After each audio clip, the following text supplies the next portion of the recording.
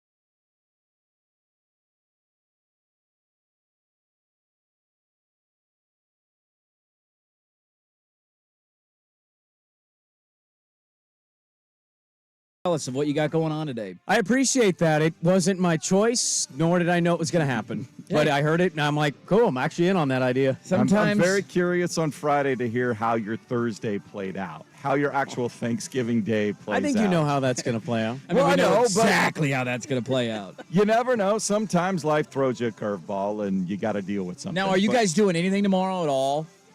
Yeah. Like a dessert, or are you doing like a any sort of family get together? Oh, well, my wife's family's pretty big culturally on getting together, and the oldest of the family usually is given the biggest responsibilities. Like, you got to be there for everything. You got to be early. You got to be first. You got to prepare the food. My wife is the third born. Oh, that's nice. So some of those events, we show up mighty late. And there is something happening tomorrow at like the 5 o'clock window. Okay. I'm kicking around going, just because by 5 o'clock, I mean, we're probably going to be pretty lazy tomorrow. Yeah, that's like you've been laying on the couch all day for all day. Yeah. And so you're probably ready to get up. The only counterpoint I will point to you is that I think that game is the most excited, the game that I'm most excited for tomorrow. I don't even know the schedule. So you get Niners and Seahawks as the night game. That's the last game. And it That's what starts you're most excited for? easily tomorrow.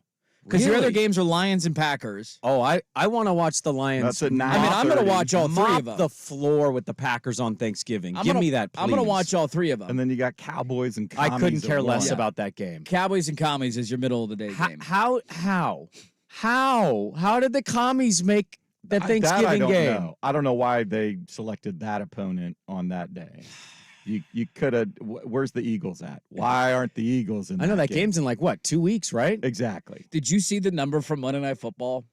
Yeah, it's their biggest didn't. Monday Night Football game. Was in it really? In Years. a long time. Really? They had nearly 30 million viewers. You know what? That makes me happy. The NFL is an absolute unstoppable wagon. Yeah, I don't. 30 million viewers for a regular season game on a Monday night. I heard something yesterday, and I thought about it for a second and was like, how do I feel? It was like I miss Tom Brady.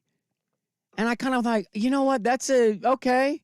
I hadn't thought about that. And then I looked at numbers, and I'm like, none of this matters. No. Not one player matters. When Jordan was in the league, And he left. they had like 30 million viewers for That the NBA mattered. Finals. When he left, it was cut in half, and it's cut even further since.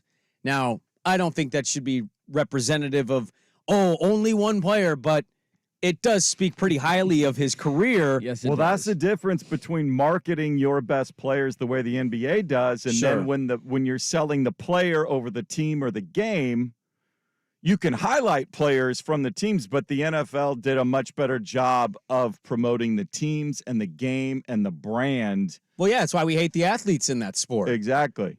You They're- know? Well, they're, for the most part, interchangeable. There Yeah. will be another one coming up soon. Oh, doesn't matter who's playing. I mean, that Exactly. Now, look, you had a Super Bowl rematch with Mahomes and The Travis planets Kelce is aligned turned into for a thing. ESPN, and the writers' strike had them decide to put all the games on ABC then too because they didn't have programming. The actor and the writers' strike, so they just said, "Screw it, we're putting it on there too because we're already paying for it, and there's nothing better. It we're sh- gonna." It should have put on always there." been on ABC. Yes, I it should think have it always might been get on back ABC. to ABC. It if- should. It if they just do was funny this. to me because the numbers came out for Saturday too, and Oregon State Washington got a really good number. Like nearly 5 million people watched that game, and it's just so funny the difference where you're looking at that saying, "Damn, 5 million! 5 million, Wow, that's a big number. That's a huge number." And then you 30 fast forward million people. 2 days, and it's 25 million more people. Like it's just it blows my mind. It doesn't, but it blows my mind every time I see that. I mean, that's a lot of people. But this is, I don't think it proves a point. I think you know the point. I think it just underlines the point. To me, it goes to show like there's a little more me's in the world than there are you's. Now, Sure. in our region, you're wearing one of the reasons that people are so in on college football, but it's crazy to me that you point out that number difference of almost 5, not 5, almost 5. Yeah, it was like 4, 4, and 6, 4, 7 or 25 something. million more people were like, nah, we care more about this. We care a little bit more about this.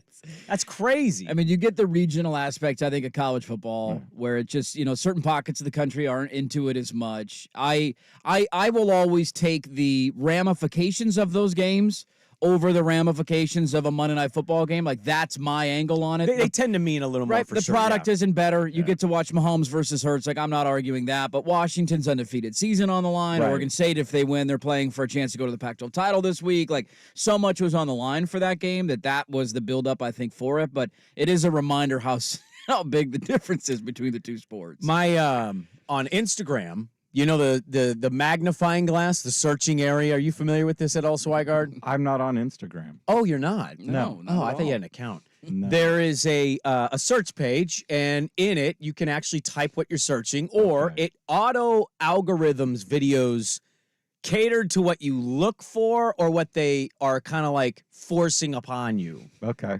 Okay, Lot of most of my algorithm. Really, that's what you're watching, huh? I'm not on Instagram. I'm saying, is that what you're getting? No, it's not. No, I mean, No. eventually you scroll like the middle down point, you start to see some girls like shaking butts, and you're like, what? Because the beginning is workouts and food and golf. Yeah, and- mine is too. It's like it's just nothing but workouts and food and golf. Like, just lots of that stuff. A lot of Tiger Woods videos. Me too, brother. Me too, man. Same boat. Actually had a Charlie video on mine the other day. His team won the state There you championship. go, golf porn right there. Tiger's playing next week. Should we I get to know. that? Let's break that The down. Hero Challenge. He's back, baby. Him and Charlie playing the PNC again. I'm all in. But on it, I have this comedian that keeps popping into my feed, and I want to know if he's in Dirt's feed too. Okay, who you got? His name is Shane Gillis. Yes, I love Shane Gillis. You do love Shane Gillis. Have you seen his Netflix stand-up special? I've seen not the whole thing from start to finish. I've seen a lot of the bits. Okay. A lot of the bits. And one of the bits that I've seen, because I'm like, who is this guy? I click him, and he does a bit on how he's becoming a Republican. Yeah. And he goes, I'm becoming a Republican. You know you're becoming a Republican when you become obsessed with World War II. Yeah, when you're in your 30s and all you're reading and watching is World War II documentaries. He was like, you think our parents like came out this way when they're in their 20s? They wanted to yell at young people? No. And It happened slowly. I thought it was a funny bit. It was a funny joke, and he's got a really good. He's got a few bits in that stand up that I like. But I saw this one, and I thought of me because last week I got up super early. Or no, it was the Oregon State game. I got home. I wasn't tired. I was still kind of, charged from the game. I watched this JFK doc on Disney Plus, 3 episodes. Yeah, Soledad O'Brien and who else put that together? I don't know who else put it together. I know she was a part of it. I don't know who else did it. Mm. And I thought it was really well done. There's, I could use a little more. My point is to simply, I have been obsessed with JFK now for over a week. I've watched speeches. Yes. I've read. I saw his interviews before he was president. And that's where I'm at in my life. I'm 36 and I'm becoming obsessed with JFK. So you gonna roll out the Yes. Kevin Costner movie on Thursday then during that Cowboy game that you don't care about? Ooh, Just yeah. because it's about the same length. I think I'm always going to watch football on Thanksgiving, Okay. but like at eventual down point in December when we're not working, yeah, I'm going to have a day where I'm just watching everything. Yeah, that joke hit home to me because I am obsessed with World War II in like a weird way. You have been, though, like the For a entire long time time. I've known you. For a very long time. Like You've been a Republican since you were at least 21 years old. I'm reading a book currently about the fascist movement in the United States prior to World War II and the folks who wanted to align with Hitler. Like, oh, whoa, okay. yeah. That was a thing. There was a lot of them. I knew about Lindbergh. I knew about Ford, but it was a lot more complex than that. Dude, the Ford stuff just came. I saw an interview about that stuff. Was, Oh, it's bad. It's bad. Wow. And then Hitler was like a super fan of him. Yes. Oh, Ford Motor Henry Company. Ford, Henry yeah, Ford was is like his a hero. horrible anti-Semite, like really bad. And I actually thought of him yesterday too because I didn't finish the whole thing, but I ended up watching a chunk of the Barry Sanders documentary, and I got So through like did I. 80% of it. And then one of the Ford steps up to announce their new coach hire, and I'm just like, this is like that guy's kid. That's the next generation down. That's who raised this guy. No wonder the Lions were so terrible. Now it all makes sense. Screw the Ford family. Is your point to simply tell us like what Hitler would be as a sports owner? 60 years of no winning. It's bad. It's bad over there, and I blame the Fords and their anti-Semitism. But I'm reading a book on that, and there's also a new Netflix show out, All the Light You Cannot See. Highly recommend. Very good show. What's that about? It's basically about a blind girl that has some jewels during World War II, and the Nazis are after her, and they're in this little corner, I think, of France, and they're under attack. Very good show. Just want to recommend it. Okay. And welcome to my club. This is all that I watch. This is all that I read. Wow. I was watching the Maui Invitational last night. So. Throw it down, big fella. Throw it down. Yes. Let me guess, Purdue won again? Yes. Yeah. Overtime, right? No. I thought it went to OT.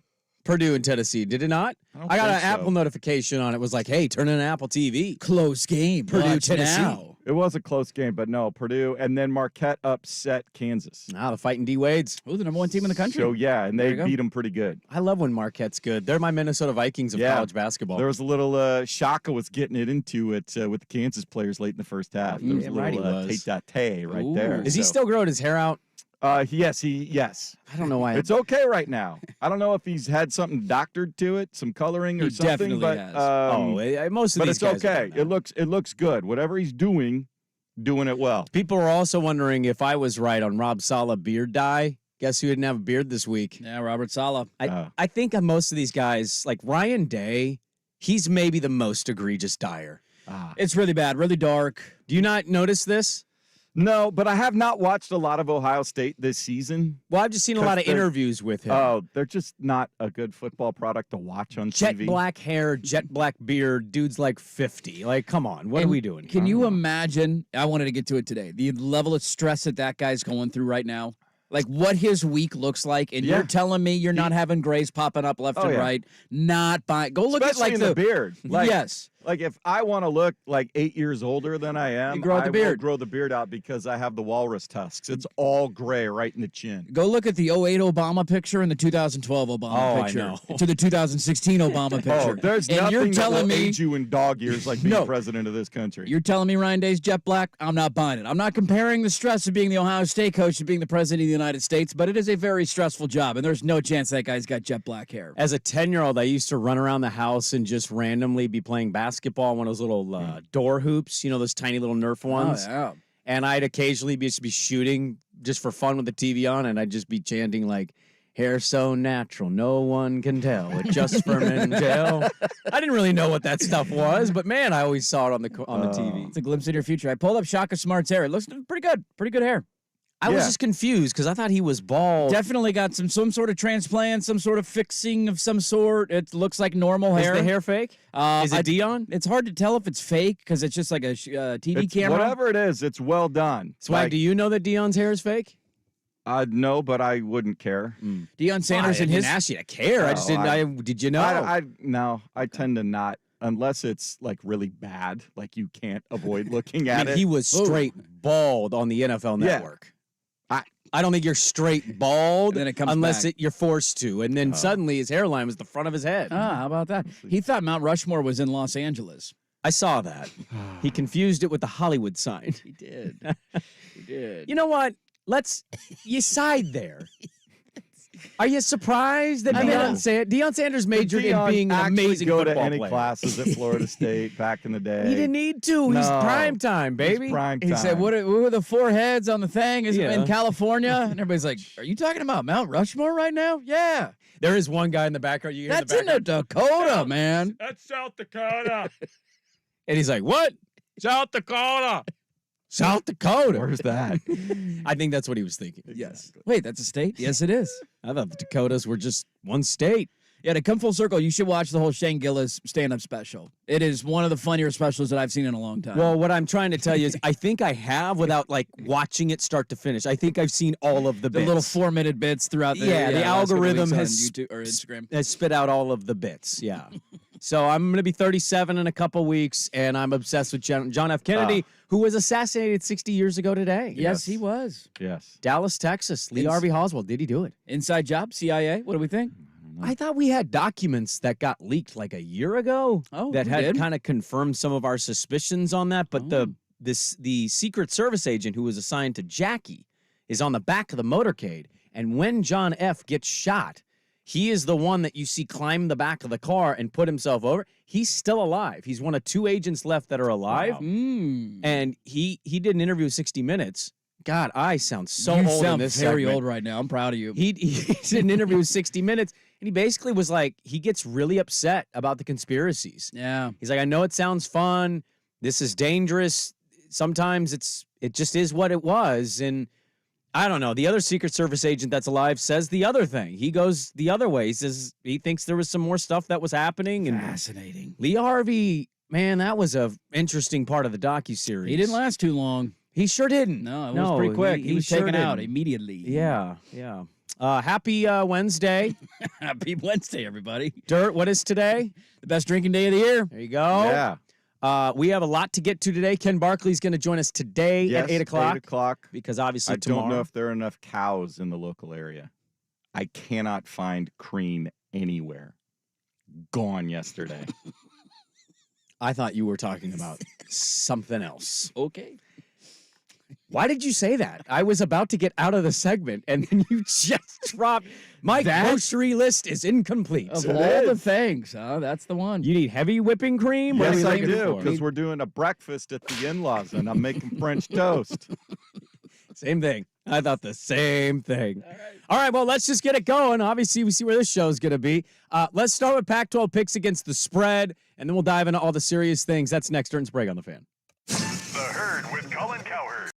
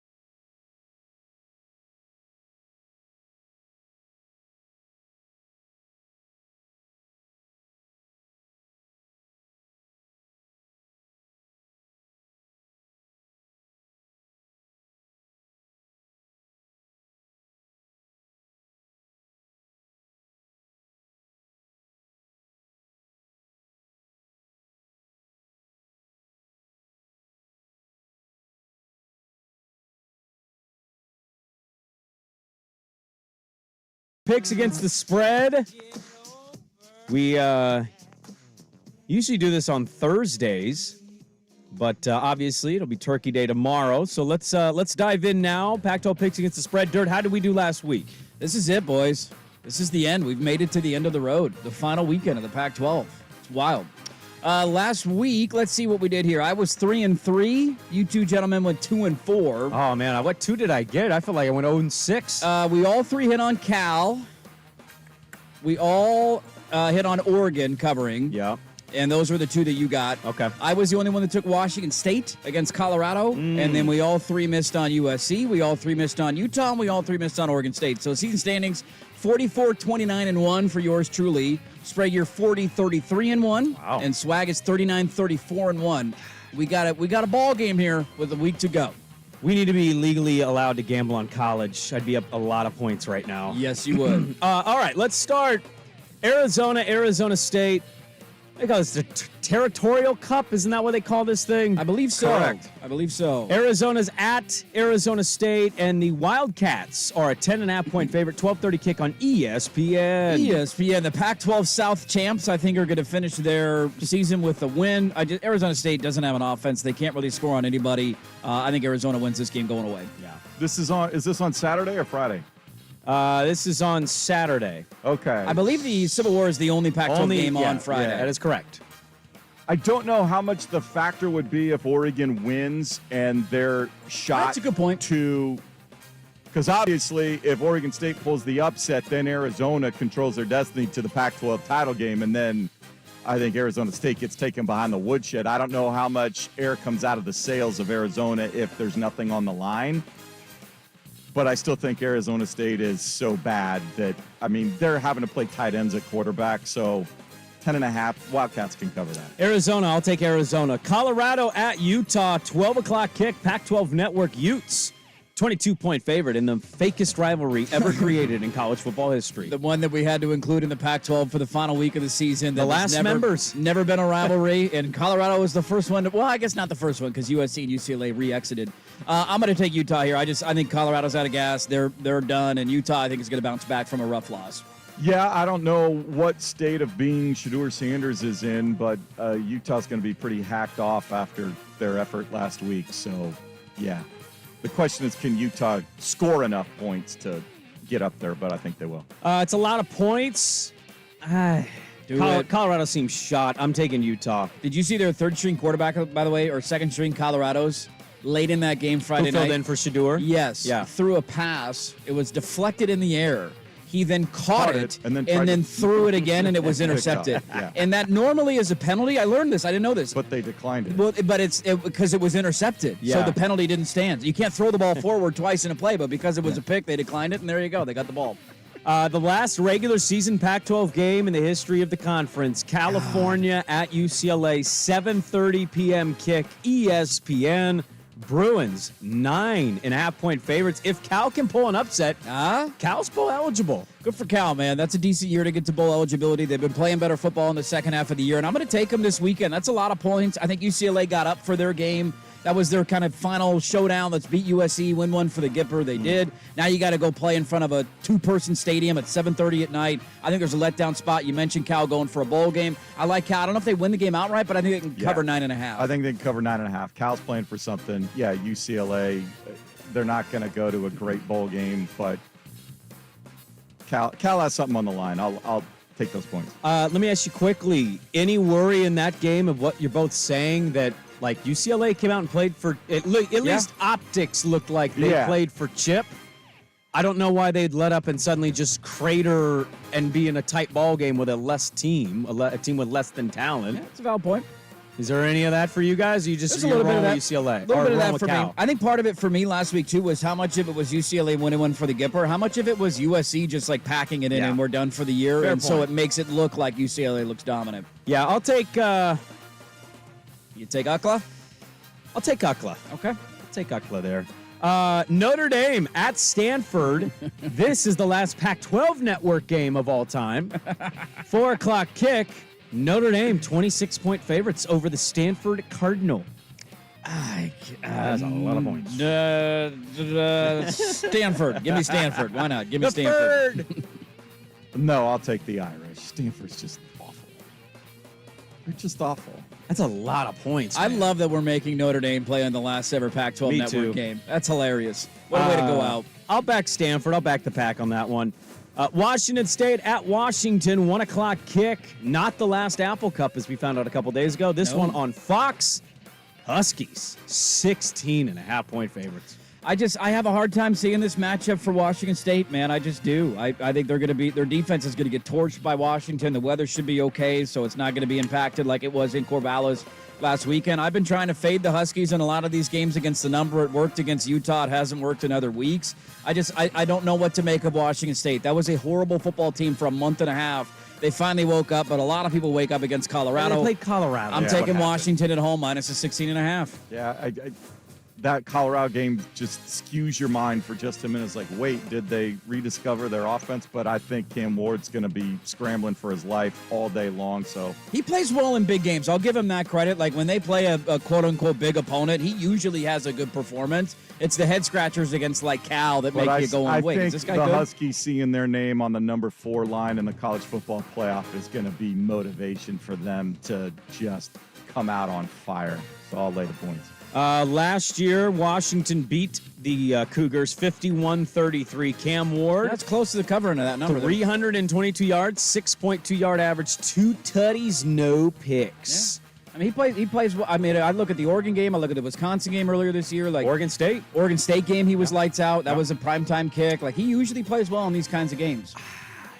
That would be Man. my fear for taking the Huskies is that Cam Ward just has a game where he's on Yeah. scrambling around and he makes some crazy plays and they're not going to win this game, but lose by 15. I'm going to take Washington. I could see Washington State keeping this in the 10 to 13 point backdoor range. cover. Yeah. Washington has played 7 straight, like basically one-score games. Yeah, I do think their defense has played better. I disagreed with Conley yesterday. I thought their defensive line was actually pressuring DJ and making him nervous. Yeah. And I thought the run game continues to kind of improve as the season goes on. I'll take the Huskies there. Okay. And finally, obviously, we know what we got. We got it on Friday. Dirt and I will be live 6 to 9 a.m. at the pregame Are we going to show. make this pick now, or are you going to save it for Friday? I mean, I wonder where we're going to go with the pick. okay. Well, I'm on the Beavers this week. here's the thing. If we do it now, the number could be different than Friday. I want the number now. Give me the number now. I want the number now. Lock it in. This is the number. Oregon State at Oregon, 5:30 kick on Fox. Oregon, 14.5 point favorites. Hey, I got 13 and a I got half. 13 and Don't a give half. yourself an extra point over there, you cheating bastard. No, you're sub 2 touchdowns, and it's going to stay sub 2 touchdowns. You're not getting north of 2 tutties. It's not happening. Over my dead body, are you getting 14 and a half in a rivalry game? Not happening. I'll take the Ducks minus 13 and a half. Yeah, we don't really need to explain anything. We know we're going.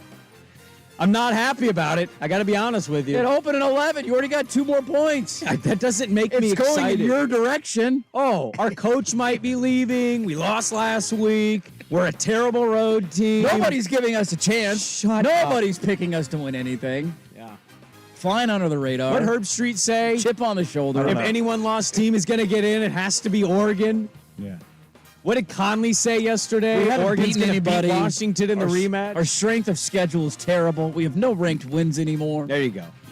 Pac-12 picks against the spread. That's our last one of the year. This is the last one ever. Are we doing we're not going to do a Touche. bowl edition No, one? we'll do bowl. I mean, bowl games, yeah, but okay. we kind of forget bowl games because we're in and out in And December. they're also weirdly spaced out. Are we doing a Big 12 picks against the spread and a Pac-2 against the spread? No, we got a lot to consider in the summer. We got a lot of planning to do. I don't know how any of this is going to look. The Pac Big 12, like if we just combine the 2 teams with the other, well, actually, Well, I'm 16, waiting. You know, so. with this big, we have to reorganize a lot of our stuff for football season next year. So, are we on the programming side going to get one of those retreats as our sales staff do to go to, I don't know, Sun River or Black Butte for 2 days to noodle, really yeah, hone in, yeah, and kind of rebrand how we're going to do this next season. I've heard the stories of some of those sales retreats here at Odyssey Portland in years past, and they get a lot of productive work done, Exactly. and nobody drinks and nobody gets naked it's and all pees on business. each other. None of that happens. There's no golf. There's no nothing. No, come on. They're not playing games. They're not stumbling into each other's rooms and hooking up at 1 a.m. That doesn't happen. They're off being serious adults. I think it's really sexy. Who would you hook up with here at the Fan this way? Is this it? Is it got you? Does it got you? Next on the Fan. This is Rivalry Week with Dirt and Sprague. Brought to you by PG Long. Now, from the Spirit Mountain Casino Sports Desk, a Sports Center update on 1080 The Fan. Brought to you by A&E Plumbing, Heating, and Air, serving Portland, Southwest Washington, and the Gorge online at aneheatingandcooling.com. It's hard to stop a train. First on the Fan, there was one significant change in the latest college football playoff rankings this week, with Washington moving past Florida State into fourth in the final playoff spot following their win at Oregon State. Georgia, Ohio State, Michigan remain the top three. Oregon is still the top-ranked one-loss team at 6. The Beavers fall to 16th, one slot behind Arizona. To the NFL, where Seahawks head coach Pete Carroll's optimistic Geno Smith will be ready to start Thanksgiving night against the 49ers, but does acknowledge that area around his throwing elbow still experiencing swelling and soreness from a hit suffered in the loss to the Rams. Trailblazers saw Malcolm Brogdon return to the lineup Tuesday night in Phoenix. It wasn't enough to slow down the Suns. Portland suffered its 8th consecutive loss, 120-107. Kevin Durant, Devin Booker combining for 59 points for Phoenix. Blazers back home tonight to host the Jazz, 7 o'clock at Moda Center. Utah, 2.5-point favorites. To college hoops, Oregon State is in Brooklyn for the NIT season tip-off event in Barclays Center and an opportunity to boost their rating. They take on 13th-ranked Baylor, 4 o'clock on ESPN2. Beavers currently 16.5-point underdogs at the Spirit Mountain Casino Sportsbook. More sports scores and stories in 30 minutes. Jason Swigart from the Spirit Mountain Casino Sports Desk. Watch and wager on pro and college football from across the country at Spirit Mountain Casino. Learn more at spiritmountain.com. It's The Fan on FM. Go to 99.5 FM HD2.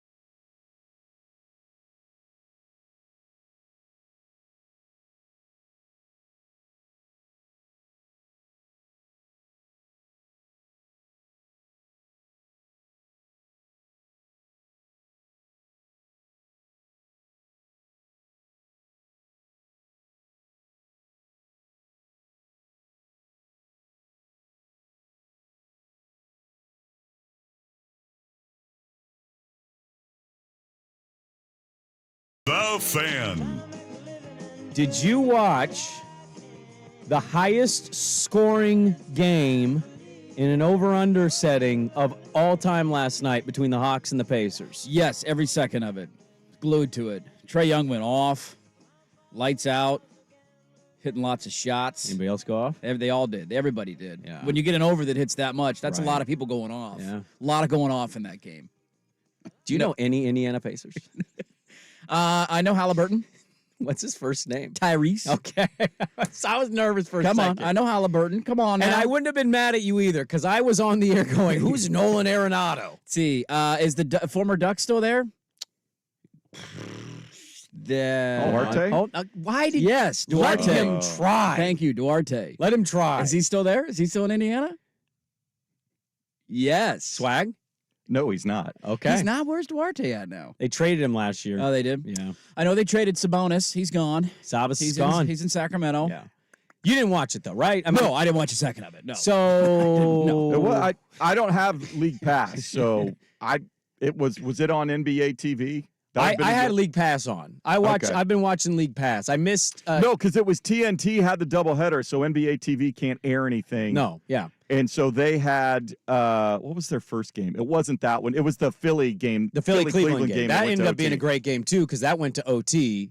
Cleveland was up big most of that game.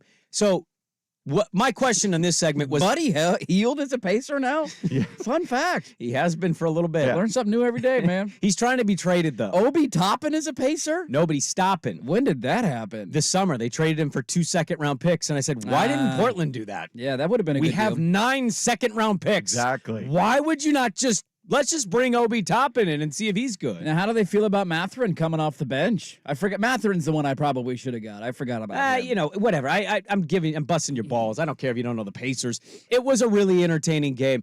I continue to be just baffled and angry at the courts. I don't like these cup game courts. And I was going to ask, but you kind of answered it here. Like, in-season tournament not doing No. anything for you? Not doing.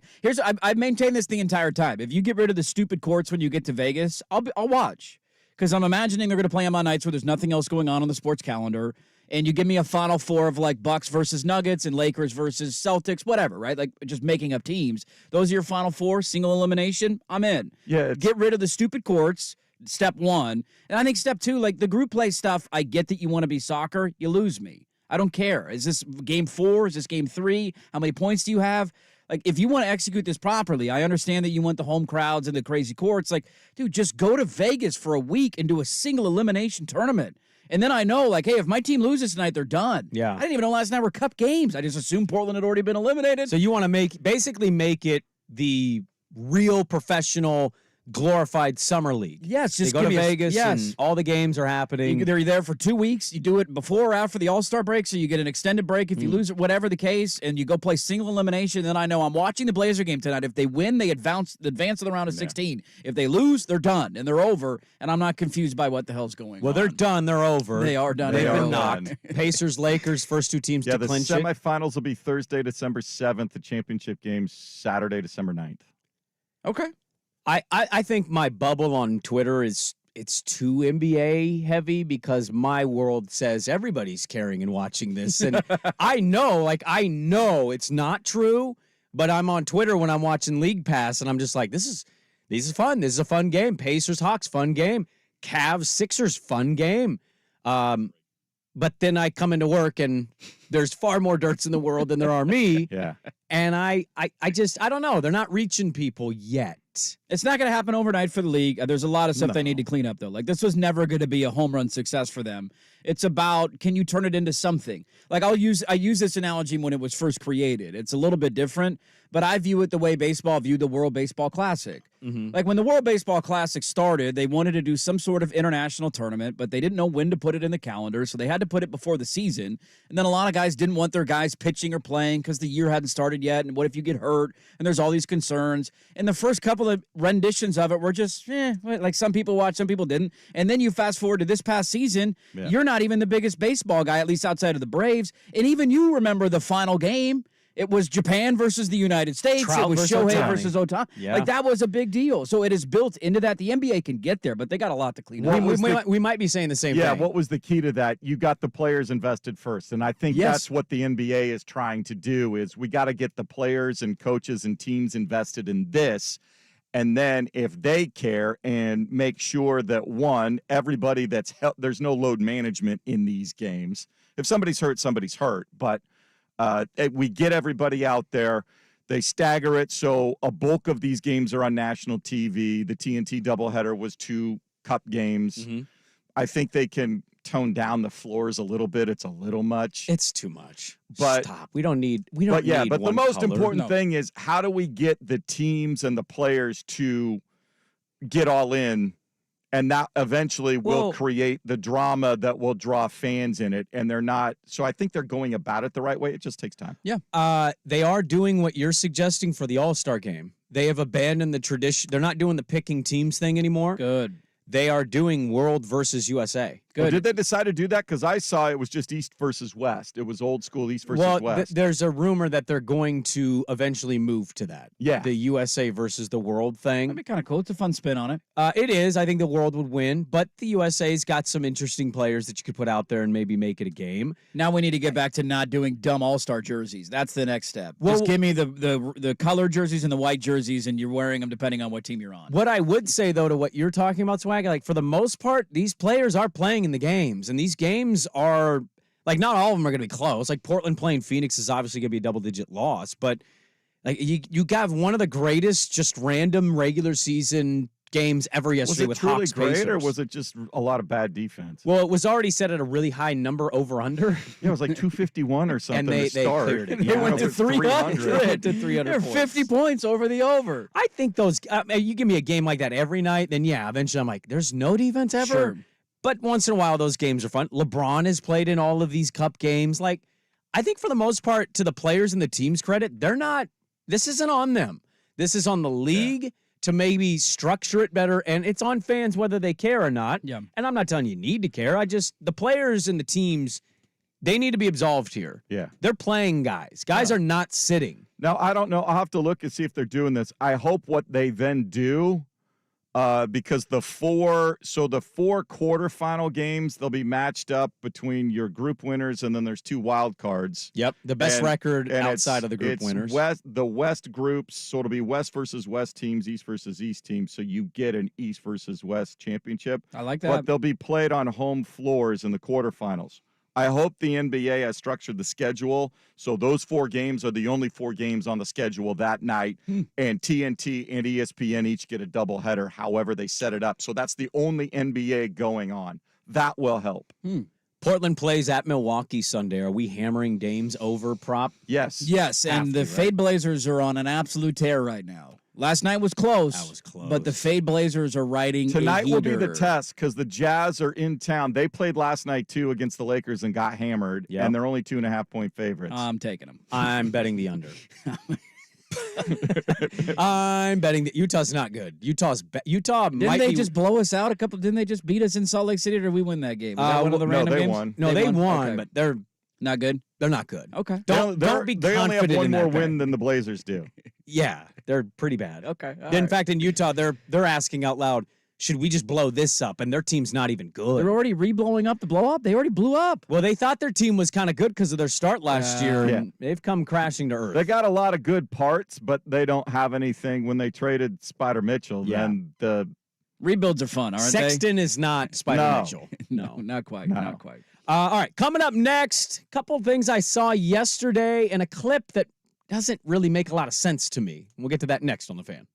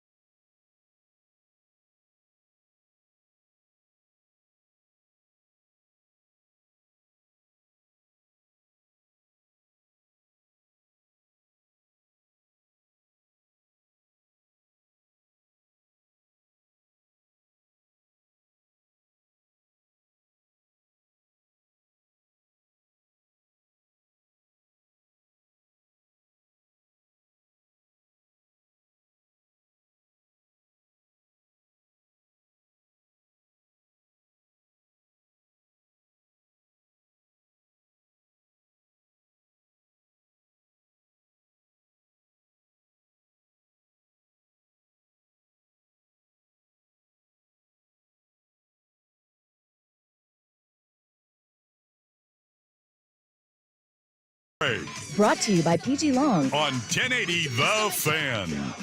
Diving into the college football playoff stuff. We have we did an interview yesterday, so I accidentally scheduled things wrong for our show given the way the week is. We interviewed Doug Kazarian, formerly of ESPN, and now he's at onlyplayers.com. And we interviewed him yesterday after the show. You can find that actually at the Service Patriots podcast section at 1080thefan.com. We just did kind of extra content.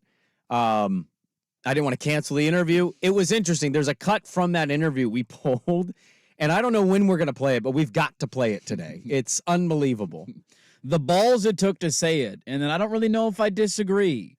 Well, I didn't know how to respond to it. He talked for a little bit there, but he said it, and we kind of looked at each other like, wait a minute. Did he just say that, really? Did he really say that out loud? And then we thought about it, so we're going to play it for you today. It was good gambling content. If you're looking for that kind of stuff, go check it out. He had some good insight on the Heisman race, the college football playoff, Super Bowl stuff, Thanksgiving bets, good gambling insights. Tom Brady did an interview on the Stephen A. Smith Show, and he was asked about the NFL this season. Oh, they weren't talking about sex with each other?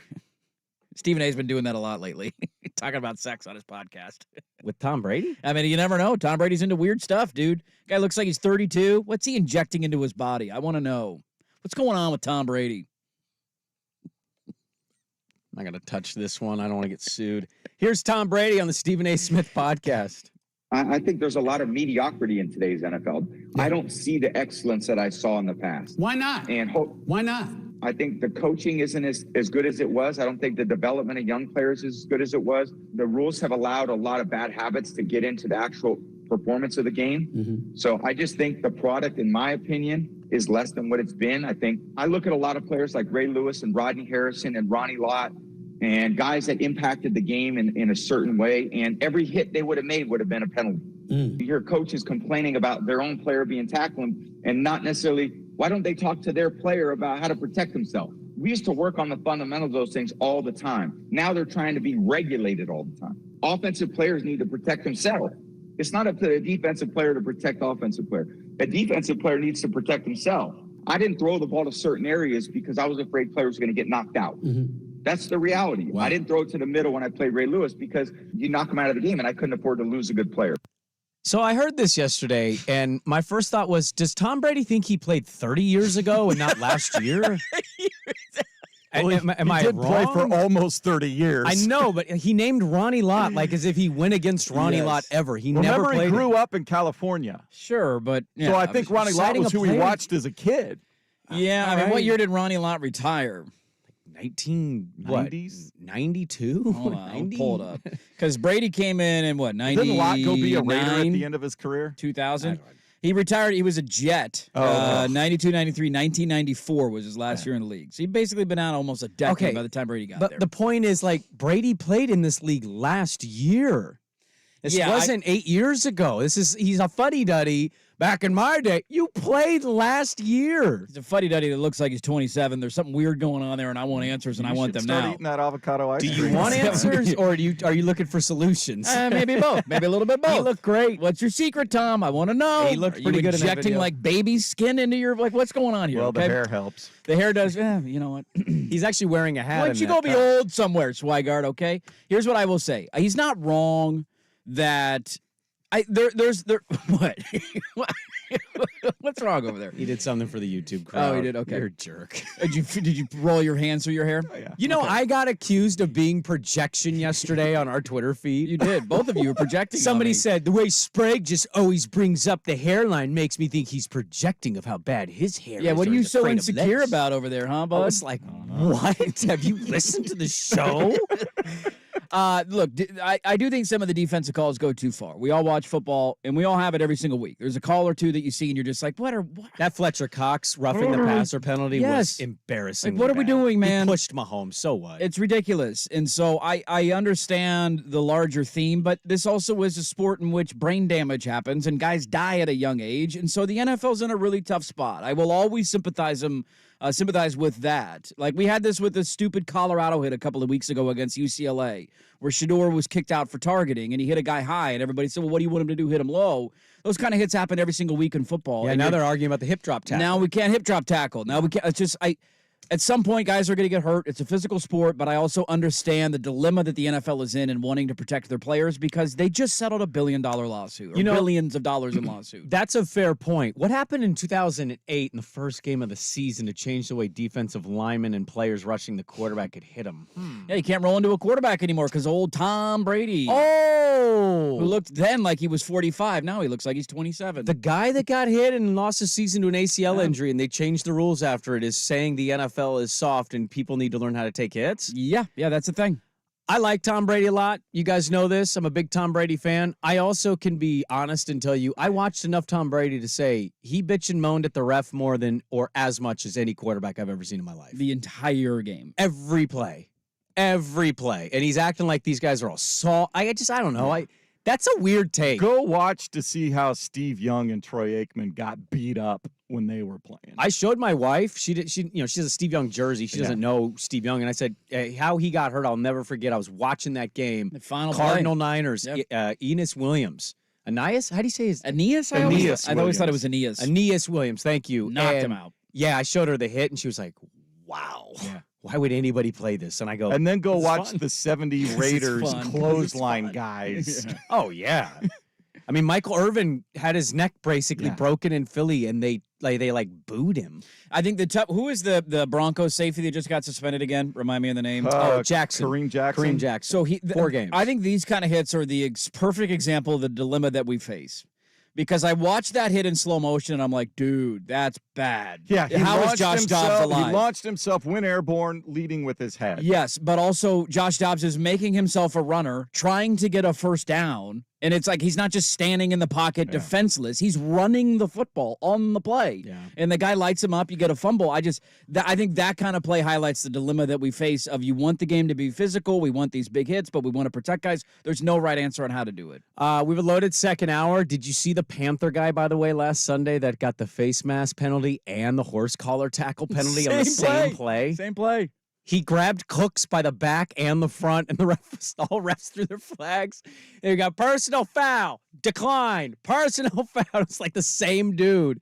And in real time, you're like, man, you really went after him that way, huh? Horse collar and the face mask. Back to back, dude. Double whammy. It's pretty impressive. Hour number 2, college football playoff ranking. Loaded second hour, Dirt and Sprague. Back with more on the Odyssey app and the Fan.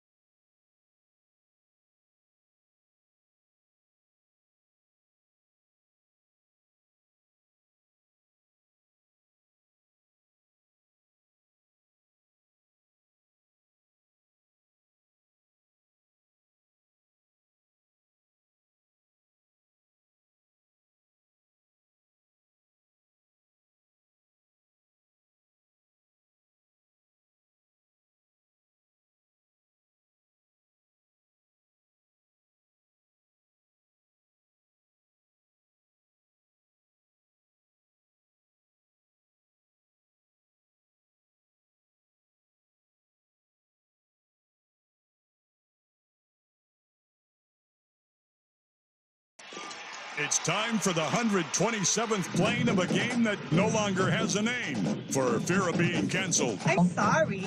This is a rivalry week edition of Dirt and Sprague. Brought to you by PG Long, your Northwest flooring experts. Online at pglongllc.com. Dirt and Sprague on 1080. Calm down. The Fan. Welcome back in. Hour number 2.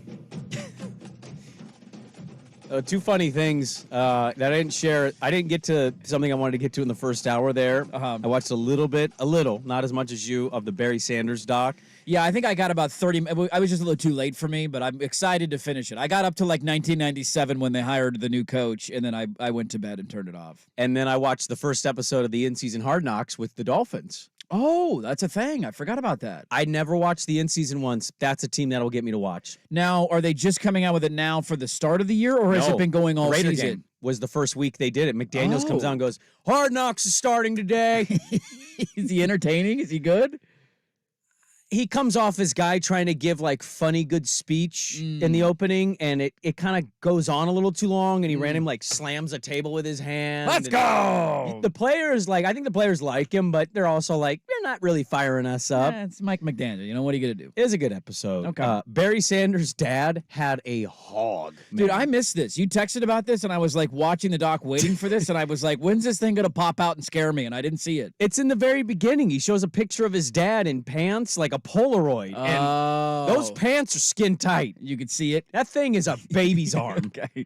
And they're always like, he's so loud. He's the one that liked talking to the media. I'm like, yeah, because he's hung like a horse. Barry's awfully quiet. You included a text with known, I won't even say that. Jeff Rust. Jeff Rust. And I was like, what is happening right now? And I got very excited to watch the doc. And then my mind is racing of like, why is there a naked picture of Barry Sanders' dad in his documentary? And I'm like, well, if mine was that big, I'd probably want it to be in a documentary too. I'd show it off all the time. No. You know, pop it into a documentary and scare everybody. It's not forgetting Sarah Marshall. I got a surprise for you. It's a Polaroid with him wearing really tight pants, and the pants are so tight. Oh, man. And the unit is so massive that I can see it as the camera is not even next to the picture, and I'm watching on another TV. I had to send a text to you and Rust. Swag didn't even know that about Rust. No, he did not. Jeff Rust, well known. Well known around the building. Baby arm. Baby arm. He Tripod. Says his lower back hurts sometimes when he has to go pee. He's got to wear a brace all the time. And then the other funny thing was we went to break, and we were talking about like some holiday stuff that our company is observing, not observing. And Swag goes, do you guys want to do a show on the 4th of July? No, I don't. I do not want to do a show on the 4th of July. Swag, look at us. I don't want to do a show on the 4th of July. Who is going to be the away? 5th of July. I don't want to do a show on either of those days. No, I don't want to do a show on the 5th. We won't do a show on the 5th. No, we're not doing a show either. We're taking it off. We're taking those days Well, off. you taking it off doesn't absolve me from having to come up then with something if that's a somebody day we're will all fill working. in. Text Jordan Somebody will fill in. Schultz. Schulte will fill in. Schultz will fill in. Come Ortner will on. jump in here. Only one show. The 4th is a holiday. Somebody's got to come in and run a best of on the 5th. We're good to go. Let Patrick Harris do it. Let Joe and Rashad. I don't care. Anybody. Let We're Luke come in. I don't know. Finally back to that almost being on a weekend. That's great. It's a Thursday this year, which means next year it's a Friday. Like, there's nothing worse in the middle of the week, 4th of July. It absolutely sucks when that happens, and we're close to having a weekend 4th of July. If you missed the first hour of the show, the Service Patriots podcast. Who is this, Isaac? Like, we have to organize everything every day. Put your papers away. We got reads we're supposed to do, and it's like, let me stack them and then put heavy things on top of it. Do your reads, damn it. Service Patriots podcast is at 1080thefan.com. If you missed any of the hours of this show, Danny Dusty or Isaac Atsuk, you can catch it at 1080thefan.com. Check out the latest special offers for our listeners at servicepatriots.com/thefan. And the Vancouver Ford text line is 503-864-6326. They treat you right during, before, during, and after the sale. Visit VancouverFord.com. I'm all thrown off. I do know I won't screw this one up. Dan Lanning's going to be on with Isaac and Suk today. Yes, he is. Usually on every Thursday at 4 o'clock. It'll be today, and Joey Harrington as well on primetime today, because Friday's, for most people, a holiday. And obviously they don't have a show. football The game will be on. Right. Okay. Got it sorted out. College football playoff rankings came out yesterday. Yes, they did. Boo Kerrigan. Oh, boy, boo. Give me the answers. Where is everybody? Well, we had a team get jumped. We did. Washington finally jumped Florida State. Florida State lost Jordan Travis. I'm going to hot take speculate. I think the committee is punishing them for losing their starting quarterback, even though we watched a backup quarterback play in the title game last year, and we watched Cardale Jones win the championship as a third-string quarterback. I think the committee is doing that. Here is Boo and his explanation for why the Huskies have jumped Florida State. Well, I mean, it was all about Washington. It was nothing but, it wasn't like Florida State did anything wrong, right? And that's the thing. We don't make these decisions based strictly on one team. It's around, the people that are around them and where they are. And, a good win, a really good win by Washington at Reser Stadium, against an Oregon State team that's averaging 36 points a game. Ooh, nice stat. They scored 20. As we looked at the defense from Washington, particularly earlier in the year in the game with Arizona State, the game with Stanford, I think the committee wanted to see a little bit more. I know they did. And they've delivered week over week. They're 11-0 with some really good wins, and therefore they moved to number 4. I just wish we could inject truth serum into these guys and get rid of the long-winded answers. Washington is undefeated. They won on the road against a ranked team. Florida State's starting quarterback got hurt, and they played North Alabama. That's why they moved up. You don't need to go on and on about how many points per game Oregon State was scoring and metrics. And we all know it. We all understand it. That's why they moved up.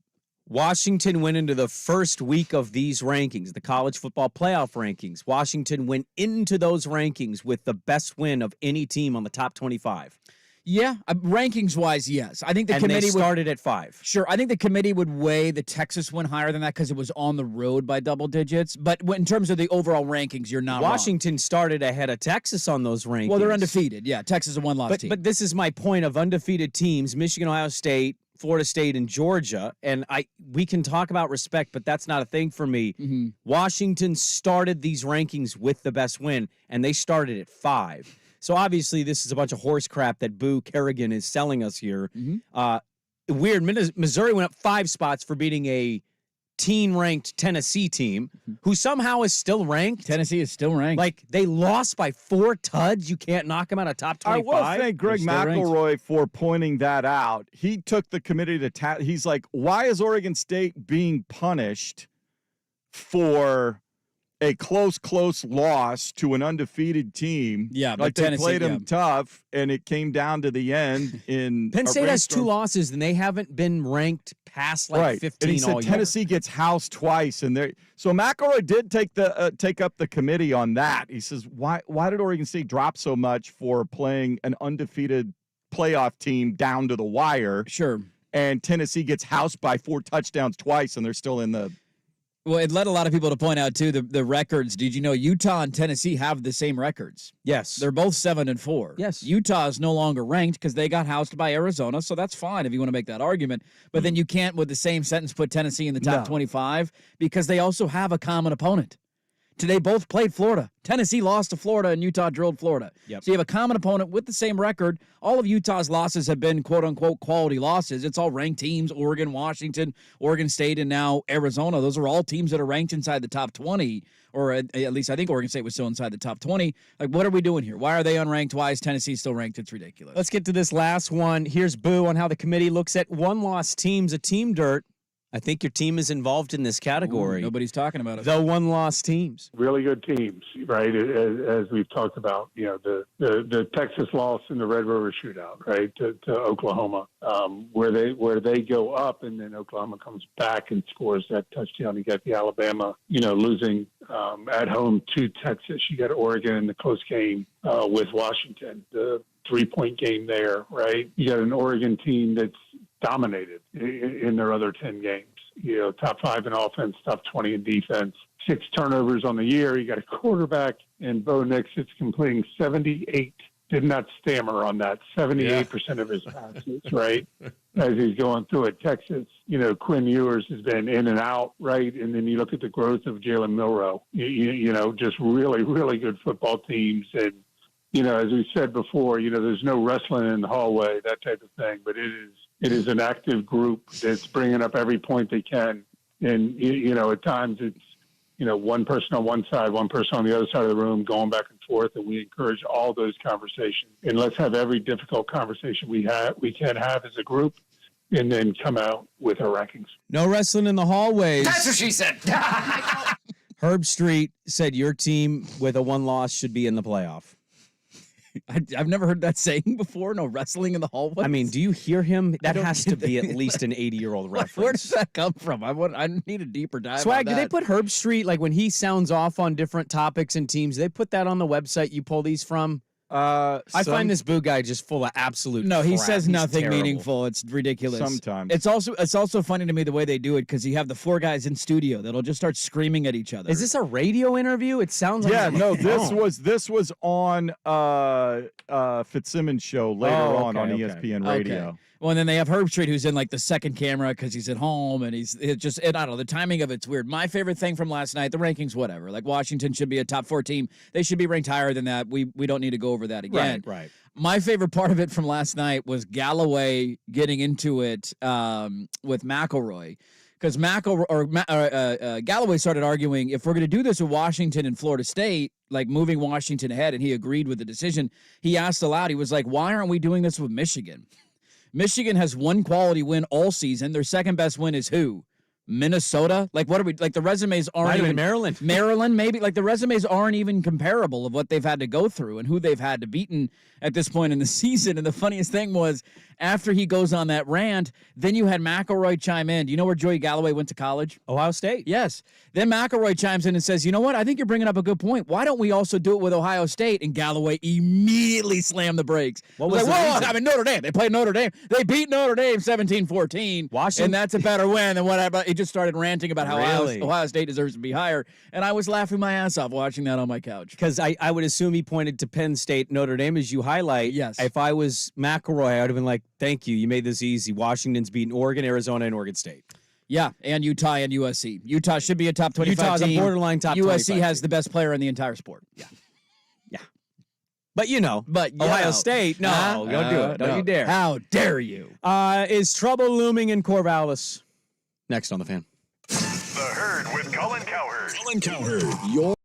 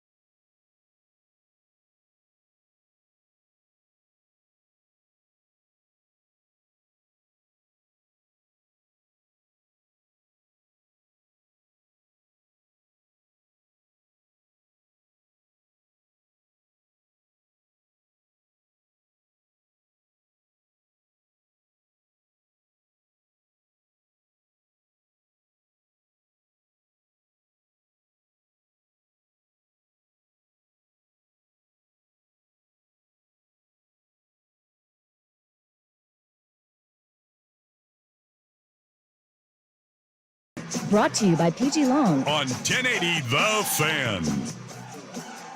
I definitely want to come back. Corvallis reminds me so much of myself, just being a cool, chill place where I can just focus on football and school. There's nothing else I really want to do, nothing else I'm looking for. I plan on coming back. I want to be here, end quote. That was Oregon State running back Damian Martinez, according to the Oregonian, saying what his plans may or may not be for next year. I saw this quote. Oregon State fan is obviously celebrating this. And all I would say is, I'm going to pump my brakes slightly. I hope he comes back. He's one of my favorite players that Oregon State has had. I think he's fantastic. But you got to look at the wording of some of this stuff, too. I definitely want to come back. I plan on coming back. There's just there's some tells there, like, hey, if that bag's right, I'll have to kind of take it. Now, I'm not suggesting that. I'm just, personally, when I read it, I was like, hey, that's cool. I hope he does come back. But I also said that out loud to myself. I hope he does come back, knowing the way he phrased this and what the world of college football presents. And he's not the only one that people are worried about. No, he's not the only one. I'm with you 100% that should always be. It's like the trust but verify thing. Like, I'm glad that guys are coming out and saying that this week. Also, what do you expect them to say? Like, yeah, this is it. Last game for me in a Beaver uniform, and I look forward to hitting the trail in the transfer portal and making a lot of money in the offseason. What would we do if somebody was just that honest? Just like, hey, this is it for me. I love you guys. Thanks for 2 great years. Highest bidder. I'm gonna go get $2 million in the transfer portal this offseason. Like, nobody's ever going to actually say that. There is a lingering story, and it kind of connects to something else going on with Oregon State, but I don't know if people are prepared how crazy the next 3 weeks in this sport are going to be. I think they are. Mike Elko, the head coach at Duke, had a quote on like Monday or Tuesday, who also might be on the move. Hot commodity. He is a very hot commodity. He's a great coach. And he was like, dude, I don't know. I don't even know what's going to happen with my team. Like, I feel like half of the team's going to enter the transfer portal. You have already had guys that have entered the portal and committed to a new school. That's already happened. We're not even there yet. Like, we're not even in the window yet. Mm-hmm. Like, this week after the rivalry games, conference championship games, like that first week of December is going to be an absolute madhouse. And I think Oregon State's in a weird spot right now with players and their coach about what does our future look like? What is our schedule? What is our funding, right? Where's our money coming from? Do we have the NIL resources? Damian Martinez made this decision last year, and I respect the hell out of everybody who decides to stay. It's also easier to make that decision when you know what conference you're playing and you know what your schedule's going to be. And I'm sure they came up with a few bucks for him to stick around. Like, he's not playing for free. He got some sort of NIL boost. He's got merch that you can buy. Like, he's got graphic T-shirts that Beaver fans have bought. I think him, like a lot of other folks, are looking at it, just saying, who are we playing? What's this going to look like? What's the roadmap going forward? And as soon as you answer that, I think you're going to get some more firm commitments from players and everybody else. Well, I think what's tough is the limbo in which you speak of. And I was under the assumption, no sourcing here, just I was under the assumption on tea leaves that Oregon State was going to have an announcement of a schedule of some sort within this last week. And maybe the holiday, delays this. We get this next week, and if we do, that's great. But maybe they're waiting on the Civil War. They're waiting for Oregon to figure out a buyout with Boise State. I don't know. Yeah, maybe that's what it is. It could just be that simple. It doesn't always have to be like the biggest, they actually don't have a schedule at all. It could just be that simple. You're waiting on a buyout with Boise State. They announce it. There you go. There's 12 games. Yeah. But you also haven't announced 12 games. Nope. And it's gotten to the point where some of your players and your coach are circulated in rumor mill stuff of, are they leaving? Does this mean they're leaving? I mean, look, I will continue to hold the opinion, and money can always prove me an idiot, that he will stay for one more year, at least, Jonathan. But if the right offer comes, what I would say is I would understand it. I'd be devastated. Mm-hmm. I'd understand it because I don't think he needs to do the Riley thing. That was one of the downfalls of Riley, was it was kind of going the wrong way at the end at Oregon State, and I think Beaver fans saw that. Last couple of years weren't as good. And I think Mike kind of knew how hard it was to win at Oregon State, and if you fall off, man, it's hard to get it right back. And he jumped at an opportunity that you don't get very often, a lifetime opportunity. Nebraska for Mike Riley was as big a program as any other in the country, even if it wasn't true in the moment, but he went a little too late. And I I want Oregon State to have one of the best coaches, but I would also get like why he professionally would potentially bounce given their uncertainty and their circumstance. Even if they win the lawsuit, like I'm in this weird position where I want Oregon State to do well there, but like some of what I say doesn't always jive with Beaver fan. No. And what I'd say here is I don't know if 2 years, if you really want to wait 2 years, like everybody said, you win the lawsuit and then you got 2 years to figure it out. That's not how it always goes in the coaching circles. Sometimes you got to ride your heater. And I'm not saying he's not going to be a good coach in 2 years. It's just sometimes you cash in on maximum value. Winning the Mountain West isn't as prestigious or sexy, I think, to other schools as being a top 3 or 4 team in a very difficult conference with real power players within the sport. Very true. 100% correct. And I look, the comments that he made yesterday for Jonathan Smith, I'll say this. One, I really genuinely appreciate the honesty. I have no clue what Jonathan Smith's going to do. I imagine if I had to put my money on it, I would bet that he's the coach at Oregon State next year. But I have no clue what he's going to do. You never say never in coaching circles. Dan Lanning had as emphatic of I'm not going anywhere as any coach answer I've ever heard. And even in the back of my mind, I'm like, yeah, but what if Texas A&M calls him and offers him $12 million a year? We're conditioned to have to feel it's just that what way. we go through, right? So if I had to put money on it, I would bet he's at Oregon State. But I don't know how the hell this is going to play out. I appreciate the honesty because you get a lot of weird answers. Trailer, the dude at UTSA, has been doing the like, I'm here, I'm focused on Friday. Everybody's like, are you interviewing with A&M? He's like, I'm here, I'm focused on Friday. And you're just like, God. We get it. I can't stand it, right? Smith was very honest and said, yes, my agent is talking to people. Communications are happening. My big takeaway, and maybe, again, I end up being wrong on this, my big takeaway from that connects to the Damian Martinez story we were just talking about, and that is I viewed it as kind of a pressure pusher on Oregon State to say, dude, figure this out. I know it's not easy, and I know you've been dealt a really raw hand here, and it sucks, and it's inexcusable that you're not going to be in a Power 5. But if I'm going to be the head coach here, I need to know, A, who are we playing next year? What is our schedule? What's our future path? To your point, after 2 years, are we joining another conference? Is there hope that we can buy our way into a Power 5? Like, what does the future look like? On top of that, the transfer portal opens up in 3 weeks, and I'm going to have schools from all over the country that are trying to poach my entire team, offering them money left and right. You think about how much money Damian Martinez could make if he truly threw his hat in the ring to the transfer portal. He could make a ton. He needs to protect against that. Also, he needs to go into the portal to get other players. And when you're trying to get other players, 2 things matter a lot. How much money can you pay them through NIL? And who are you playing next year? What does your schedule look like? And so I viewed that more from a coach of just saying, hey, look, I'm on your side. I'm not rushing to get out of here. I'm set. Are we going to have enough money to keep all of my assistants? Are we going to be able to put together a schedule that truly is 6 Power 5 teams?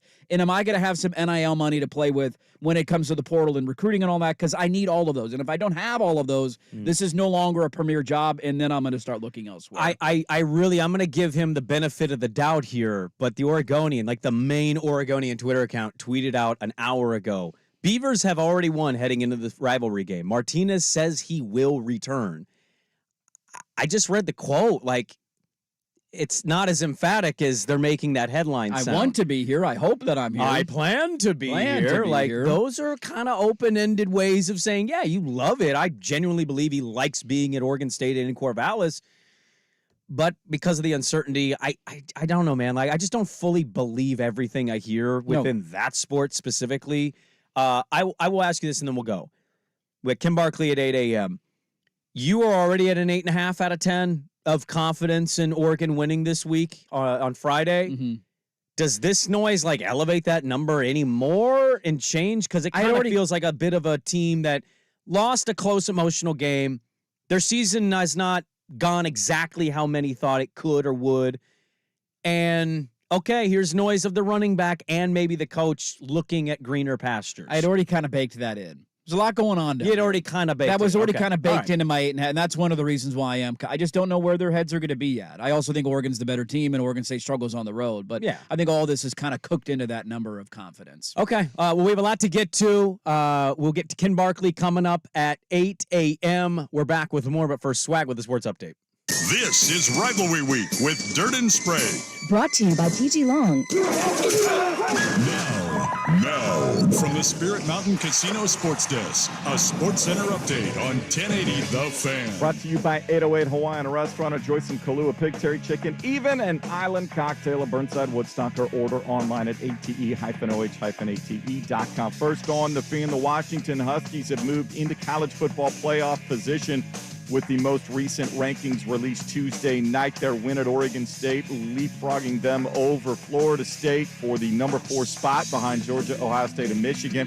Oregon still is the top-ranked one-loss team at number 6. The Beavers fell to 16th with the loss to the Huskies, 1 slot behind Arizona. The NFL sees the Seahawks hosting the 49ers at the end of the Thanksgiving triple header.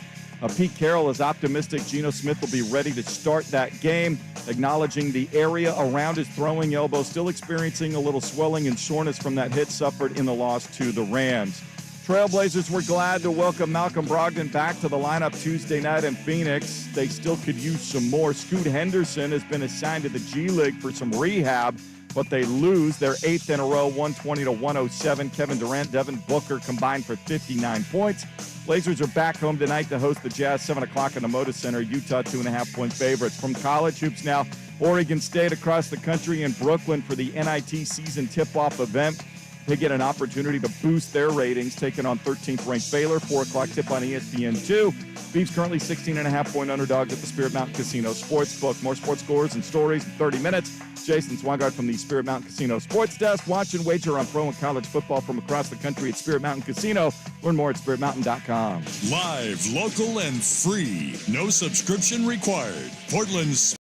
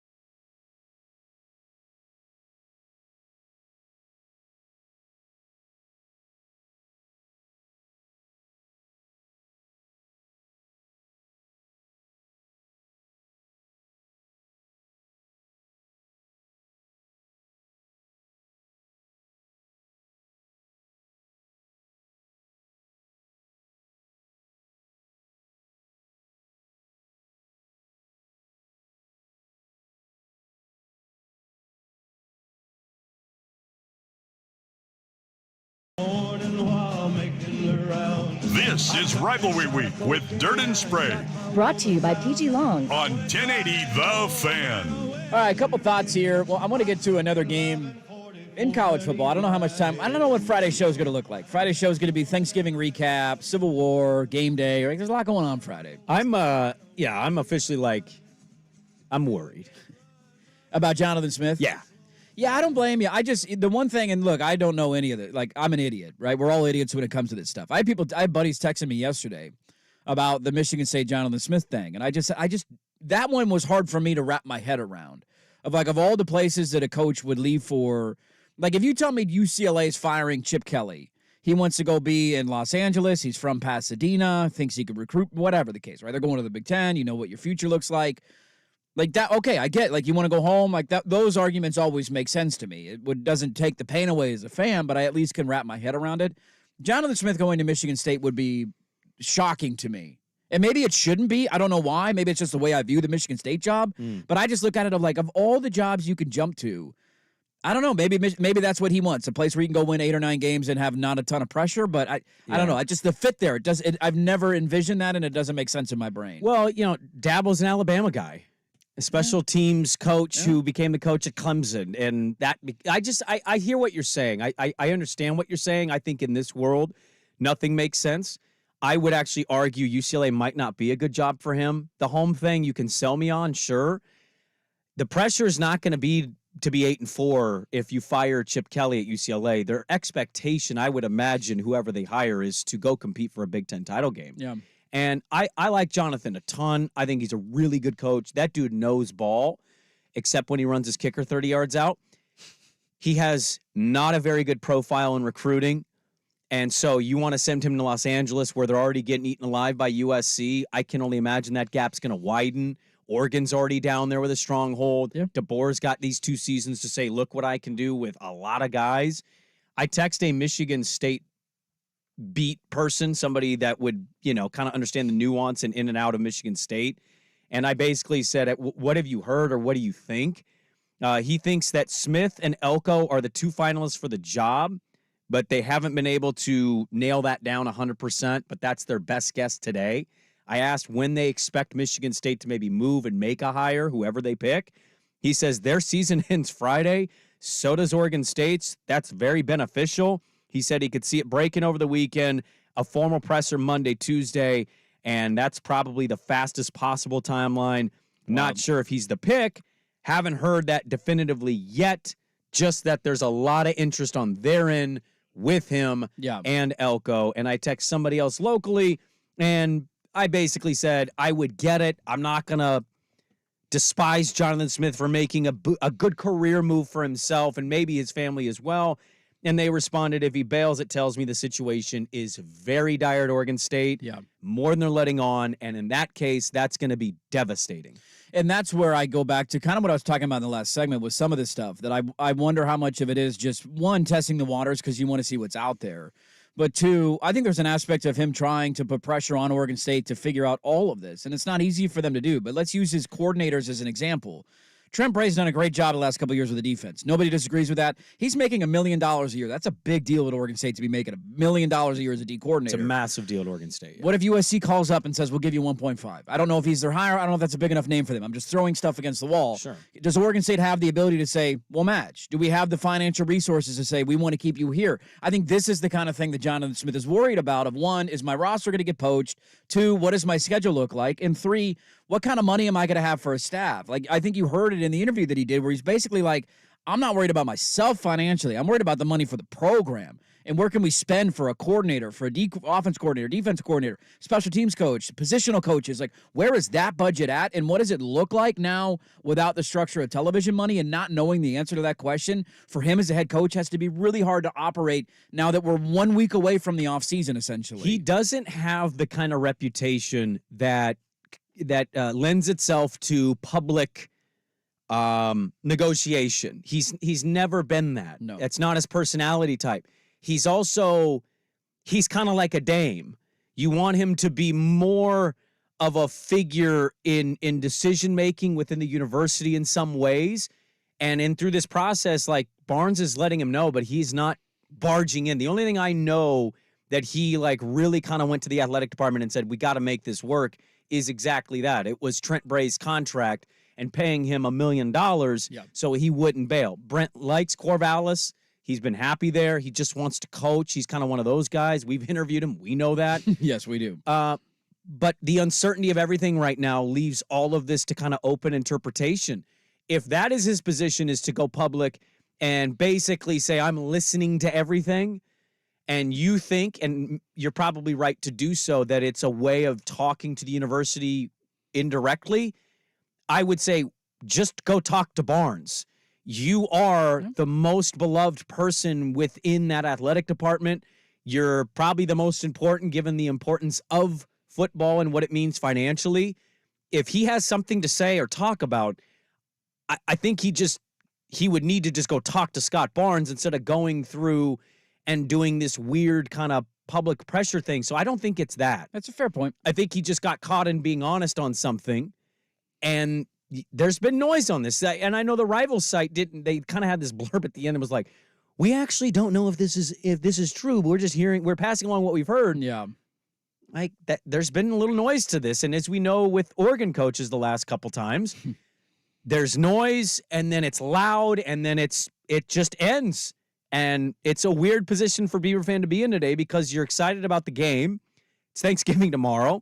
And by Monday, we could be talking about how Jonathan Smith is potentially the Michigan State head coach. And we don't need to go there, but if that happens, I mean, man, that's tough. That's going to be brutal because I don't know how hopeful that's going to feel for a lot of fans. Yeah, I don't know. I've made the argument all year that there's kind of a cloud hanging over the sport. I don't like, and it's just because of the state that we work in and what's happening to two schools in the Northwest. There was a Beaver fan, one of our P1s, DM me on Instagram earlier this week and said, I don't even have the heart to muster trash talk this week. He loves sending tweets. He loves, and we always do the right, okay, I'll remember this. I'll, old takes expose you if you end up being wrong. He sent me a DM on Instagram. It was like, I don't even have it in me this week. It's just a very odd feeling. It just sucks, man. Yeah, because you're sitting here with this uncertainty on your end with players and coaches. Yeah. And Oregon is, they're trying to keep themselves in the playoff conversation and make the playoff. And oh, by the way, Big Ten schedule tweeted out about 2 weeks ago. I don't know. It is the last one, at least for now. But there's not. I don't feel the emotion of this game the way that I have in others because of everything that's happening in the background with both programs, where Oregon is going to be leaving and Oregon State's sitting here kind of going, we don't know what we're doing. You know what I mean? Like, there would be a totally different feeling if you guys had a Big 12 invite or whatever, ACC, you're getting that Atlantic Coast Conference. I would have a totally different feeling about this game this week. The conference, and I think Beaver fans would too. The viewership for the conference is up 60%. It's up great. It's a great conference. 60%. Yeah, we got two teams in the top 6. It's pretty darn good. And it's over. Glad we could make it work. Man. All right. Well, that was depressing. Let's get to Ken Barkley coming up top of the hour. How about this? Let's have some fun coming up next. We have found, you know what? How about this? The persecution of these people. It needs to stop. And we'll get to that coming up next on The Fan.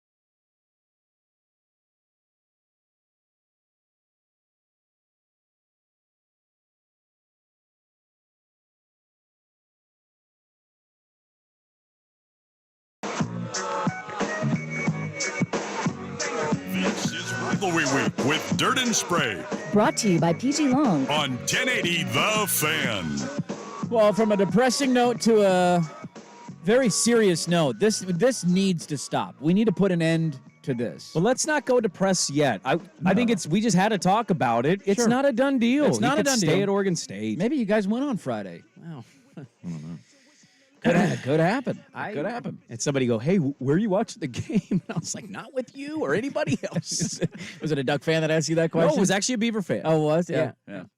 Well, I will be down there. It's going to be a cold, sunny afternoon. I'm very excited. The persecution in the United States of this type of people, Yeah, I think I need to develop some PSAs. Oh, for there's this. a it needs to lot come to of- an end. We need to start playing some PSAs, Yeah. like with Sarah McLachlan in the background. Yep. Enough is enough. What's the percentage of Americans that feel that they're persecuted in different ways in their life? 85? 85%? I think we're up to 85%. You know, there's varying levels of persecuted, Right. obviously. Like, Sure. we have moments professionally where you just get them. It's what the industry is. But like actually live their lives day to day with a persecution complex. It's and this one is next level.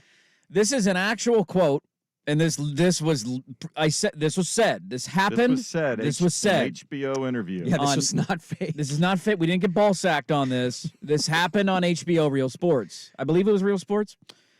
Jim Irsay, who is the owner of the Indianapolis Colts, was arrested in 2014 for operating a vehicle while intoxicated. We all remember that story. He had a bunch of pills in his briefcase, Oh, and yeah. he was out of his gourd, and he got pulled over, and it was a thing. He got arrested Lucky in he 2014. didn't kill somebody. Very lucky he didn't kill somebody. He was asked about why he was arrested and why he thought that happened, and he said it was because the police have a prejudice against him for being a rich white billionaire. Yeah. And I think we finally need to put an end to this, that the persecution of rich white billionaires needs to come to an end. He said he pleaded guilty just to get it over with, just wanted to get it over with, not because he was actually guilty and high out of his mind and had a bunch of pills in his car. He just wanted to get it over with. He then continued, I am prejudiced against because I'm a rich white billionaire. Yeah. If I'm just the average guy down the block, they're not pulling me in. Of course not. I don't know what it sounds like, or I don't care what it sounds like. It's the truth. I could give a damn what people think, how anything sounds or sounds like. The truth is the truth, and I know the truth.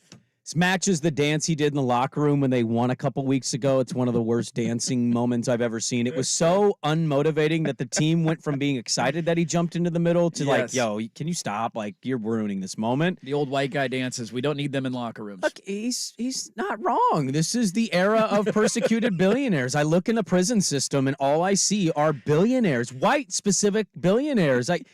I'm looking in prison right now. Prison.com has Jim Irsay and Elon Musk in prison. Their lives are not easy. You think it's easy to be worth $5 or more billion? You need to get out of here and get bent.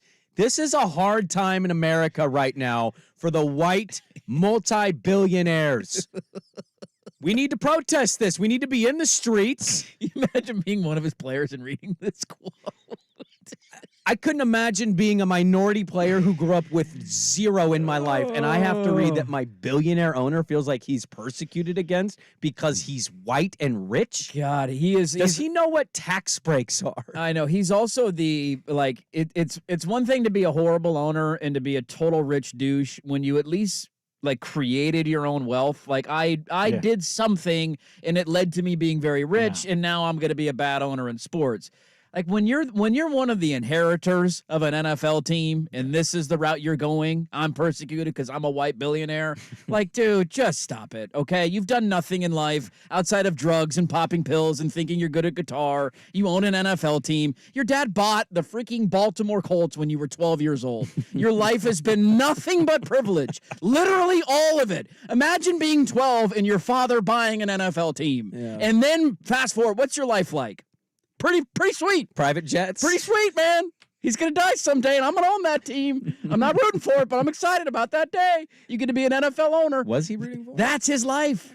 That's his life. And he's trying to go, I'm being persecuted because I'm rich. You didn't even do anything to be rich. How much does Roger Goodell wish he was not in the league? No, I think Roger Goodell just laughs and goes, I'm become a billionaire because all of these idiots just want me to publicly be the voice of the league. By the way, he's gotten an increase in pay. By the end of his next contract, is it up to $50 million? He's getting up there. By the end of his next contract, Goodell is going to be he would have made $500 million as the commissioner. It's a good gig, man. They really think he's going to become a billionaire, and they think after he hangs him up, this is rumor. They think he's going to he's going to do the reverse Bud Selig. He's going to go from being commissioner to owner instead of owner to commissioner. Unbelievable, man. Do you know I want to make like a top 10 list of things. Yeah, how unplugged are you from reality? Like, I don't think this guy knows what the world is. and that's really sad to say. He's got to be in his 60s now, right?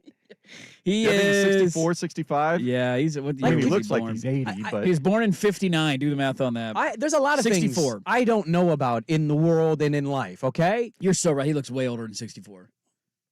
Drugs, buddy, drugs. That's what those do.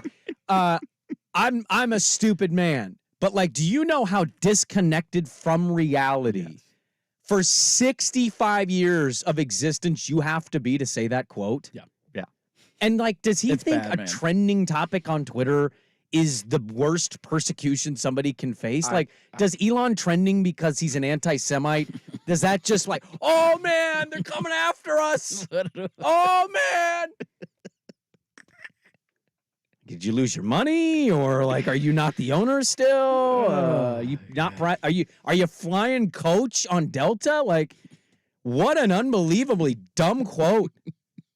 How high was he when he said this? Pretty high. He had to have been pretty high. It's like getting arrested in a drug den somewhere and being like, I'm only getting arrested because I'm on the radio. It's because I'm a YouTube star. It's like, no, maybe you did something illegal and you shouldn't do that. Yeah. I'd love to see Your him on car those. swerving and stopping in the middle of the road where there's no traffic. It's because I'm on YouTube. I'm being persecuted for this. Like, no, it's not. That's not it at all. I think when these quotes exist from these kinds of people, you know what we need to do, Swigard? We need to take Jim Irsay. We need to run back the TV show, that Scared show where you put the little snot-nosed brats. Straight? We need to scare Jim Irsay straight. You're persecuted, really? Okay, let's show you what life is really like here, Jimmy. See you make ends meet, huh? With inflation. Guard! He's looking at me. It's giving me the eyes. Unbelievable. I needed a chuckle. Thank you, Jim Irsay, for your drug problem and for being so out of touch that you thought the reason you were arrested for being high out of your mind with pills in your car in 2014 is because you're a rich white billionaire, and I appreciate that laugh today. We got a lot to get to in the final hour of the show. I wanted to talk about pressure. I want to talk about the pressure around one game this weekend. We'll start the final hour, though, with Ken Barkley, our good buddy. He's joining us a day early because tomorrow's Thanksgiving. Ken Barkley next on The Fan.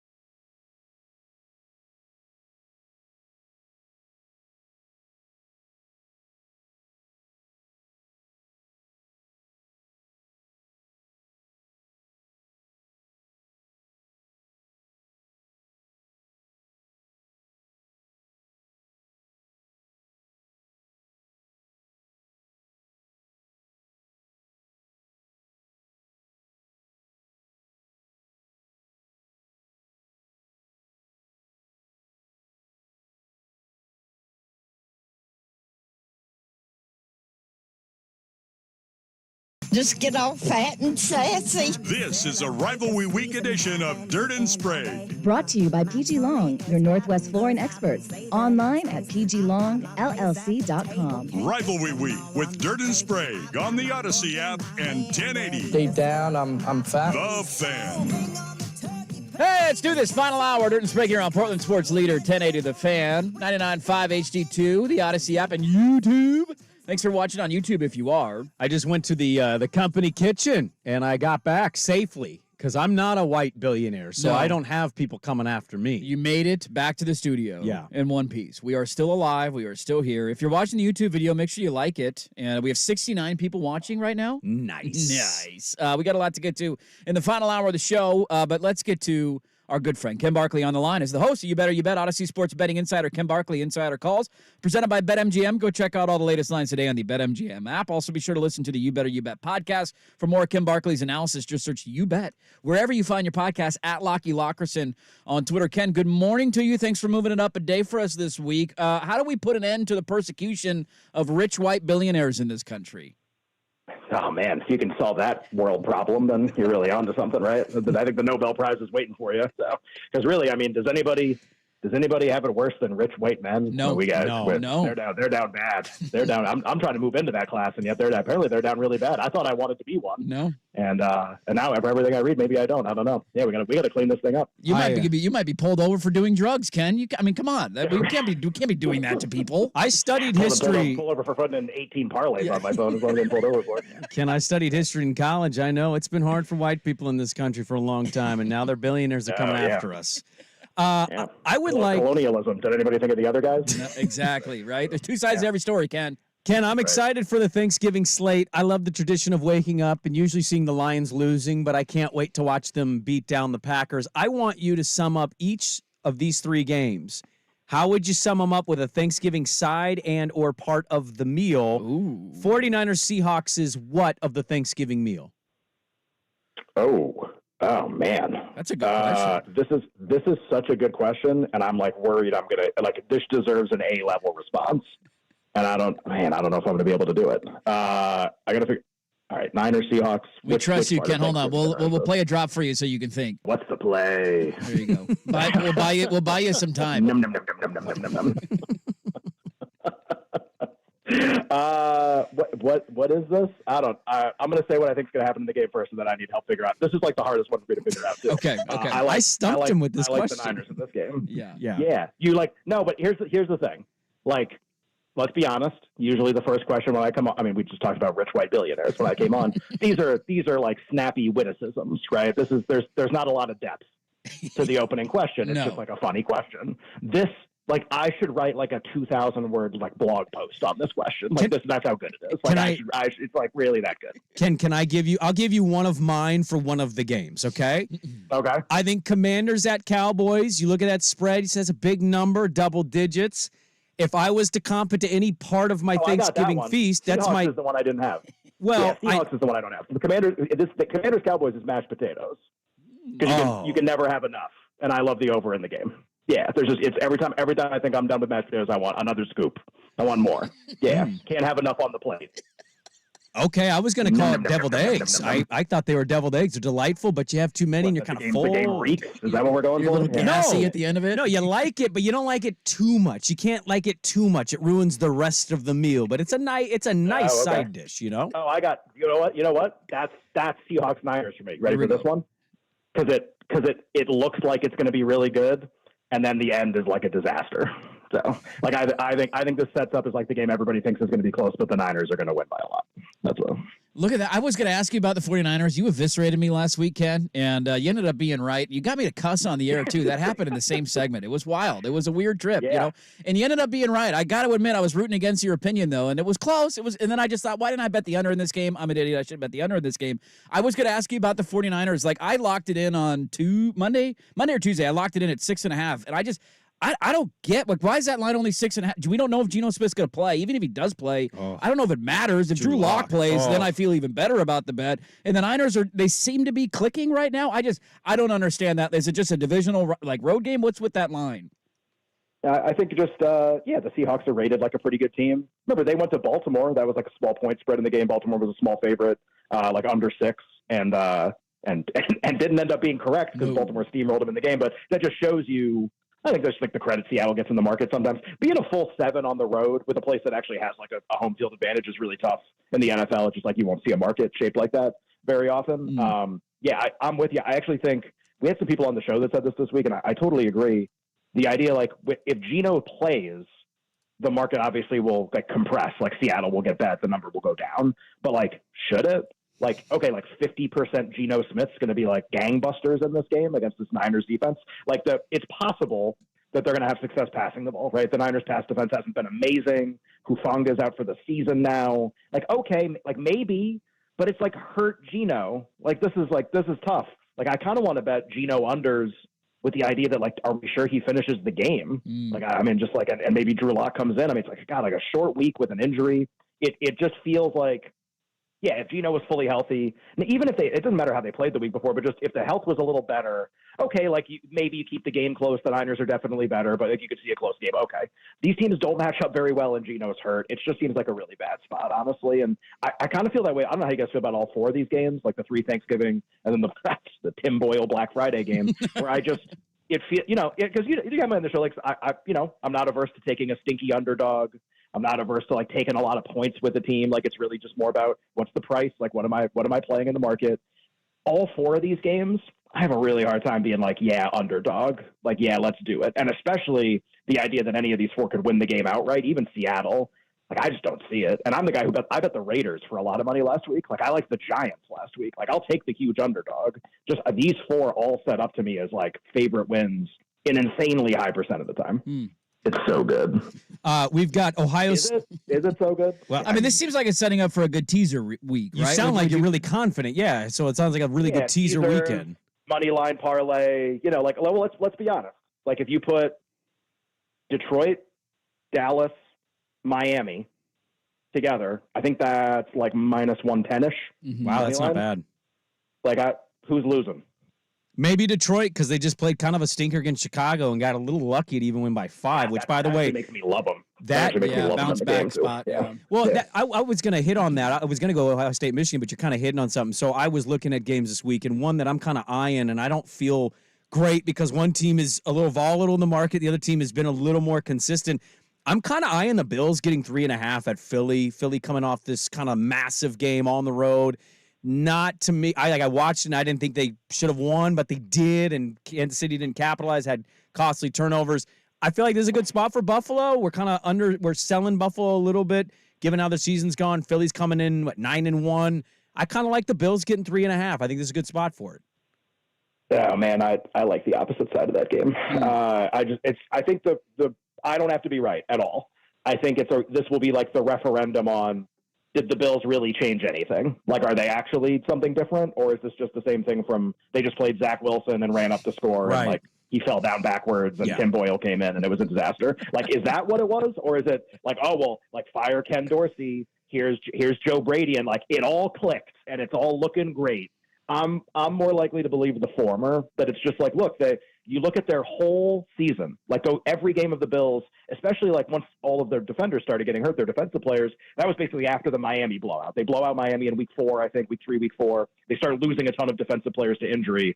Every week since then, it's the same thing, basically. Like, the offense turns the ball over too much. The defense allows big plays. And yeah, like they ran up the score on Zach Wilson last week.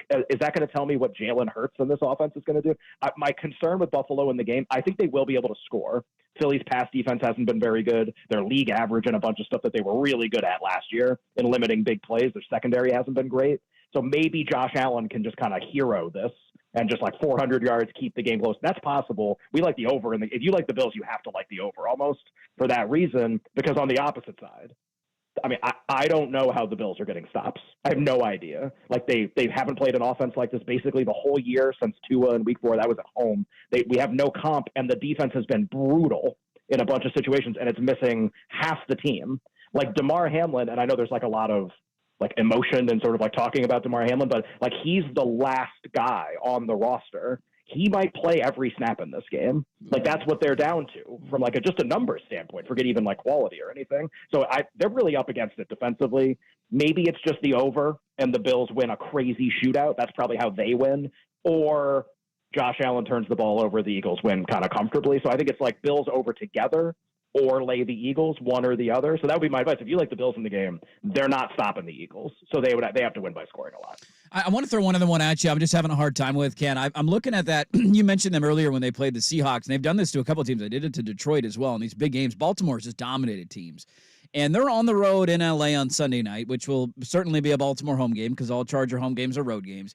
I'm just having a hard time with this line. I don't get it. I don't think the Chargers are very good. Defensively, they're awful. You can make an argument Herbert the last 2 weeks has played his best 2 games of the year. And what has it actually meant? Like I thought he had an unbelievable game in Lambeau, but Jordan Love for the first time in his career goes for 300 yards. Brandon Staley's yelling at reporters. Like I'm having a hard time. I love Baltimore in this spot. Am I missing something? No, I think they're really likely to win. The number is, I don't think, great to bet into, a number like 3.5 on the. And you mentioned it's going to be a home game, but like it's also not a Baltimore home game like at their stadium, right? So I think if they obviously the game is in Baltimore, maybe they'd be 6 in the game or something like that, or 4.5, 5. Just the price, I think, is what would hold me back from making the bet. I do think they're very likely to win. The Chargers have this thing, and it's almost like that, like Mike Tomlin, like voodoo magic, right? That the Steelers have, where the Steelers just. They're like a bad team, but they win all these games because at the end of games, Pickett makes one play or the defense makes a big stop. Like they always get that one play. Okay, well, the Chargers are the exact diametric opposite of that. Like when it's late in the fourth quarter and it's tied, the other team makes the play and the other quarterback makes the throw. And Justin Herbert, there's like some insane stats in Justin Herbert's entire career. The Chargers have scored and allowed the exact same number of points. Yeah. Like, you know how unlikely that is? Wild. Like, that's absolutely wild. Insane. Yeah. It's just something about this pairing of Staley and Herbert, where they just play close games against everybody, and lose them, but they play close games. So, like Nick, my co-host, like all week, he's just like, you know what's going to happen? The Ravens are going to win this game by exactly 3 points. Like that's what's going to happen because their coach is John Harbaugh, and the other coach is Brandon Staley, and so the Ravens are going to win in some stupid fashion. They're going to win this game by like 1, 2, 3 points, whatever. I am very confident the Ravens win. I think if you like the Ravens in the game, just like bet them to win. So when the Chargers charger, you're not sitting there holding 3.5. The game lands 3, but like the Ravens were going to win the whole time. Okay, that's fair. That's fair. We got one more. We're kind of against it. I'd also just add a comment to what you're saying. Like, I know you don't believe in this, and that's fine. I get it. You're a numbers guy. Right. You're smarter. I will never be betting on or against the Chargers. I'm out on all games involving the Chargers. It's no. I'm out. Fun experience you can have. No. Oh, it's the best. I've had the worst experience. I've bet against them and lost, and I've bet on them and lost. And then every time I choose one or the other, it goes the other way. I'm out. I'm done.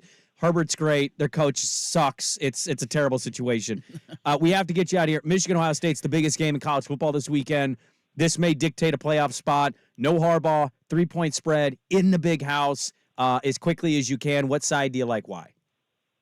I've laid Michigan like every week, and I know they're big games. I like them. I think it's possible Georgia's becoming the best team in the country, but if they're not, I think Michigan is. In all of Ohio State's test games, Penn State at home, I think Notre Dame on the road is a really good comp for this. The offense just can't score. Just can't score. And McCord doesn't make enough plays, and the offense is really inconsistent. Travion Henderson's been awesome the last few weeks, but like this game's different than those games. I would just be really pessimistic that Ohio State can score at all. And maybe McCarthy the last couple weeks, maybe him being bad is like predictive, and he's not going to be good in this game, and it's a dead under game. Maybe that's the case. Michigan's hosting the game. It's a 3-point spread. I have McCarthy on one side at home and McCord on the road, which I've seen already. I think I know what I'm going to get here. Maybe the game is close.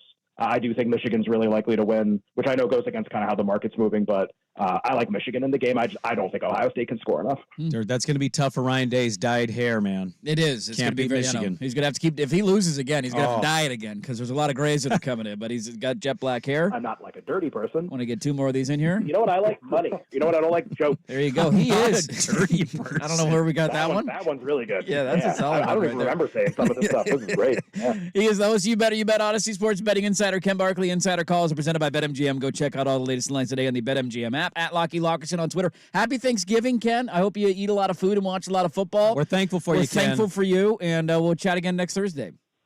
Thankful for you guys too. I'm going to come up with some more game food comps. I'm going to do a better job. Yes. I whiffed that question. That was an A+ question. Thank so you. I appreciate it. Thank you. Well done. Thank you. Well I done. appreciate it. There you go. Yep. Good stuff from everybody. Probably the only good thing I From did in Tim 3 Barkley. hours today was A week ago, him making me cuss to you putting his brain in a pretzel, which I didn't know you could do to Ken Barkley, but you stumped him on that one. Can I ask you personally? Yeah, what do you got?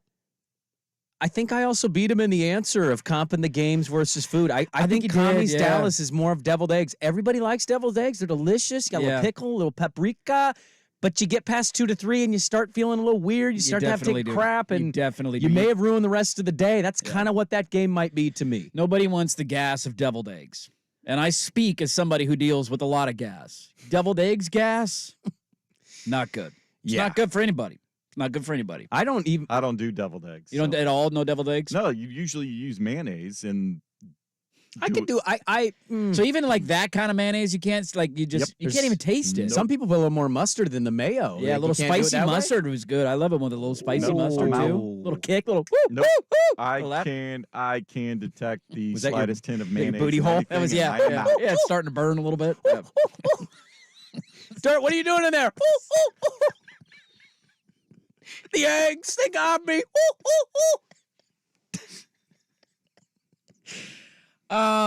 Which one of these tomorrow are we most excited for? You pictured him, didn't you? You totally did. That thing's whistling in there. What is happening With in his there, man? feet dangling because they don't reach.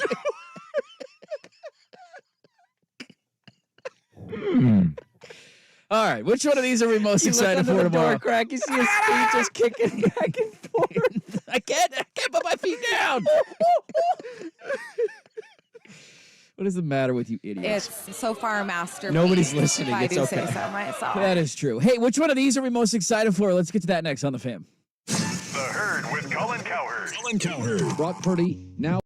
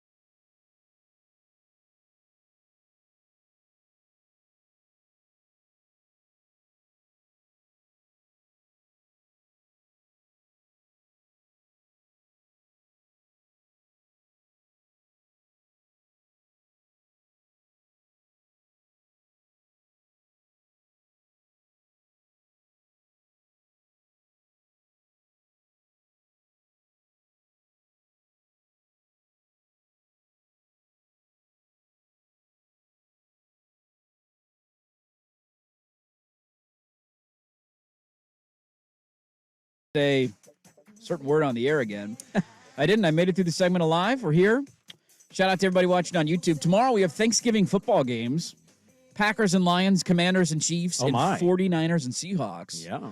But I think the most important part of all this is you watch these games around family for the most part, right? When you watch them around family, you're usually not turning the game off during commercials or halftimes.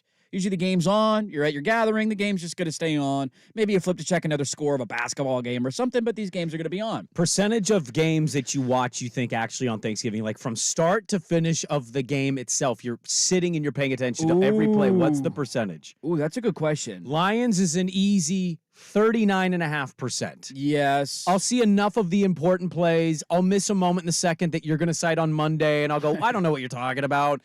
But it's on. It's on the entire time. That's a good question because I think we have to be at the in-laws a little after 10, so we're probably going to leave right at the time the Packers and Lions start. So we'll miss the start of the game, get there, it'll be like end of the first quarter, and you that start always watching. Depends on what your day is because the game actually kicks off a little earlier at 9:30. 9:30, it's early start. And so if everybody's if one, you don't have many family gatherings or a big family gathering, if it's just kind of you in your house and you're not eating till later in the day, sometimes that's the one you get the entire game in before you start. Very true. If you do later in the day. My goal tomorrow is to be home in time for 49ers and Seahawks because I have already made a move on that game. By the way, Sprague the line pick, I am 49ers minus 6.5. I locked that in on Tuesday. Right. I am all over that game. I love that line. I've already laid that bet. Swag, do we like giving him the half point that doesn't exist today? I will show you on my DraftKings account. I believe you. I'm just the way we don't play the game that way. I know it's dumb. We should play the game that way. That's a rule change for next year. I tend to agree with that. If you see a line on a Tuesday and you make a move on it and place the bet, you should be able to get that line. Somebody on the show has to hear you mention it too. Like I really like Niners minus 6.5 on a Tuesday. Even though by Friday it's a 7, I'll give you the 6.5. It is. I think it is at 7 right now. I think it is. Yeah. So that's my only goal tomorrow. I want to make it in home because I want to watch that entire game. But because these games are likely going to be on in the background all day, it is important to know. Do you know who the halftime performers are tomorrow? Because we do halftime shows for Thanksgiving games. Steve Aoki is one of them. Yes, he's doing the 49er Seahawks game. Isn't he a DJ? Yeah, he is. DJ. Okay, so he's just doing a DJ set during halftime? You're asking the wrong dude here. Okay, I'm just checking on that. I'm just checking. Seahawks! Who's in Detroit? Detroit is going to be Jack Harlow. Okay. I don't know much about Jack Harlow. You know who performed last year, Niners Seahawks at halftime? I do not. Thursday Night Football. I was there. MC Hammer. He did a Sir Mix-a-Lot. Sir Mix-a-Lot did a show. Yeah, he got back. That was a Monday night game. No, it was Thursday. I don't know. What day is it? I don't know. I also just called him MC Hammer, so maybe you're right. It was a 1980s rapper, 1990s rapper. I'm pretty confident saying it was Thursday Night Football because I missed Friday's show. And the Cowboys missed the greatest opportunity of all time because the Texas Rangers just won a World Series. I know. They should have had Creed And back. one of the reasons they won the World Series was the power of Creed. They had the power of Creed in the locker room, and when you have the power of Creed, was that 30 it will years take ago? you a long ways. They want to take you higher. The halftime show in Dallas, though, this year is going to be Dolly Parton. She's doing the halftime show. Why not? I mean, why not? She's all over the place. She was at the Tennessee game with. was. Is she promoting something? She's from Tennessee. She just came out with a new album, and one of the songs that she sang on the album was Rocky Top. So she's like a big tennis. So she sang Rocky Top live at the game. She's born and raised there and has her own amusement park out there. And She said that she wanted to come out with a new album because she was just inducted into the Rock and Roll Hall of Fame, and she wanted to come out with kind of a rock and roll album. So she does have something to promote. I'm like, she why? does. Yeah. But Dolly Parton's going to be. That is fascinating, aesthetically pleasing. Do you know how old she is? Like 80. Almost 80. Yeah. It is absolutely bananas that she looks that way at that age. Well, she's had good work. She's paid for good work. Yeah. I mean, but I'm saying usually when you get that much work, like it's, I don't know. If you keep Yeah, going, if you keep going, it can look eventually- really bad. well, yeah, but if you keep going and you get the top end help, That's I why think you it gotta keeps pay. going You got to well. pay top dollar to get the good work, so you still resemble yourself. She did 77 years old. She did Howard Stern too to promote this album, and she told a really good story on the Whitney Houston song. I'm blanking on the title of it right now. I hate that I The joke one like from that. the Body. I Will Always Love You. Yes. I think she wrote it. She wrote that song. I didn't know and that. I had no idea. And Elvis wanted that song. And Elvis's business manager, like the guy who made everything happen business-wise, was like, Tom Hanks. we want this. Tom Hanks. Oh, Then he played in the yeah, movie? that guy. Yeah, No, that it was guy. that guy. Basically said, we want this song, and Elvis wants 50% of the publishing. And she said, I'm not giving you my published. This was, you got to think back in the day when she was doing this, when she was defying Elvis Presley's people. She was like, no, I wrote this song. It's a good song. I'm keeping the publishing. And he goes, well, what about a quarter of it? And she goes, no, not piss happening. off. And he did. Elvis didn't get publishing. He didn't get it to his estate. Good. She ended up giving it to Whitney, and she said it was one of the best things I ever did was giving that song to Whitney Houston because she did it better than I could have ever dreamed of doing it. Give it to somebody who can sing. That's awesome. Well, I mean, Elvis. Talk about being stuck on the toilet. Deviled eggs got him. Touche. Good call, man. I think it was drugs. I think he was pushing out a baby with those eggs. It was that spicy mustard, dude. It'll get you. A little paprika on there, too. Are we power ranking the performances we're excited to maybe see on our TV? I think I'm going Dolly Parton 1. Dolly Parton 1. Jack Harlow 2. Yeah. Really? Steve Aoki 3. What do you know about Jack Harlow? Nothing. Nothing at all? Nothing at all. Never watched White Men Can't Jump, the reboot? I did not. He's a rapper, right? He is. He's Okay. from Kentucky. He's a Kentucky rapper. He's a Mitch McConnell. He's a turtle. He's McConnell rapping. I don't know. I don't listen to Jack. I'm not against Jack Harlow. I just don't listen to a lot of current rap. So I'm curious. Check it out a little bit. I would prefer Creed tomorrow, just to be honest with you. But Dolly Parton, I think, is number 1. I want to see what's going on there. 77 performing live. She did one song at the Tennessee game. This is like a 10, 15 minute performance at halftime. Aoki is famous for throwing birthday cake at the crowd. Is he going to throw one on the field?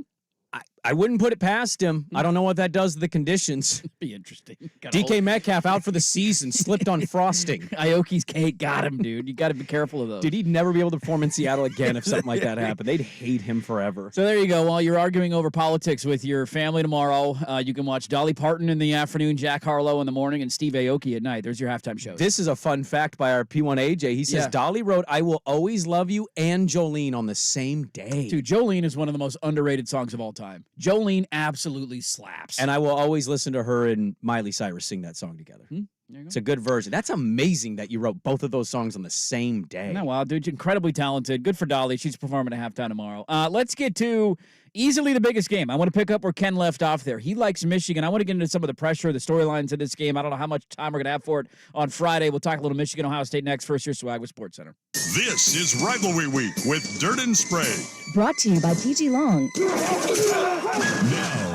Now, from the Spirit Mountain Casino Sports Desk, a Sports Center update on 1080 The Fan. Brought to you by Laurelhurst Market Steakhouse and Butcher Shop. Their butchers are all trained chefs eager to help with cooking advice. Get to know your friendly neighborhood butcher online at laurelhurstmarket.com. First on The Fan, the Washington Huskies win over Oregon State, vaulting them into the current college football playoff rankings at number 4.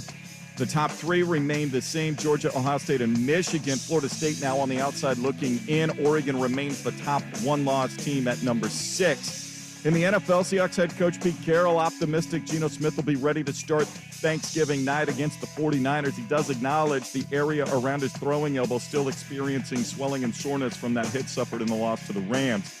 Trailblazers back home tonight to host the Utah Jazz, 7 o'clock in Moda Center after suffering their 8th consecutive loss in Phoenix Tuesday night, 120-107. They did get Malcolm Brogdon back into the lineup, and Scoot Henderson has been assigned to the G League, the Rip City Remix, for a rehab assignment. College hoops tonight, Oregon State is in Brooklyn for the NIT season tip-off event.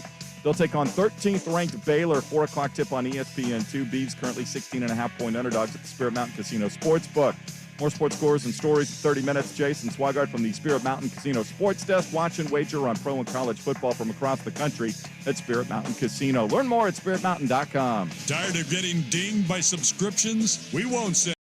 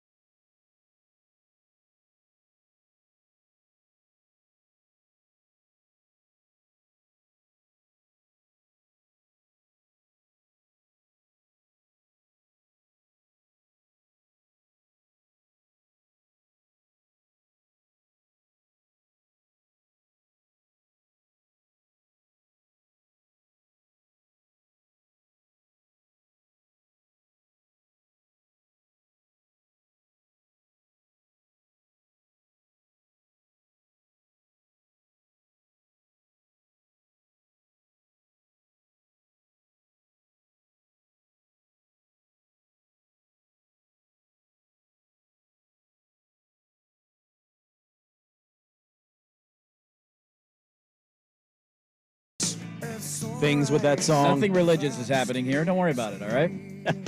I love when he flies in Dallas, Texas Stadium on that, I don't know, that tarp or whatever the hell that thing was. And a wife beater in like jeans. Like, oh, God, this is so 90s.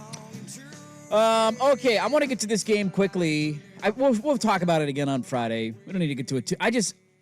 Look, this game, it might be really ugly. Actually, I think there's a decent chance it's really ugly.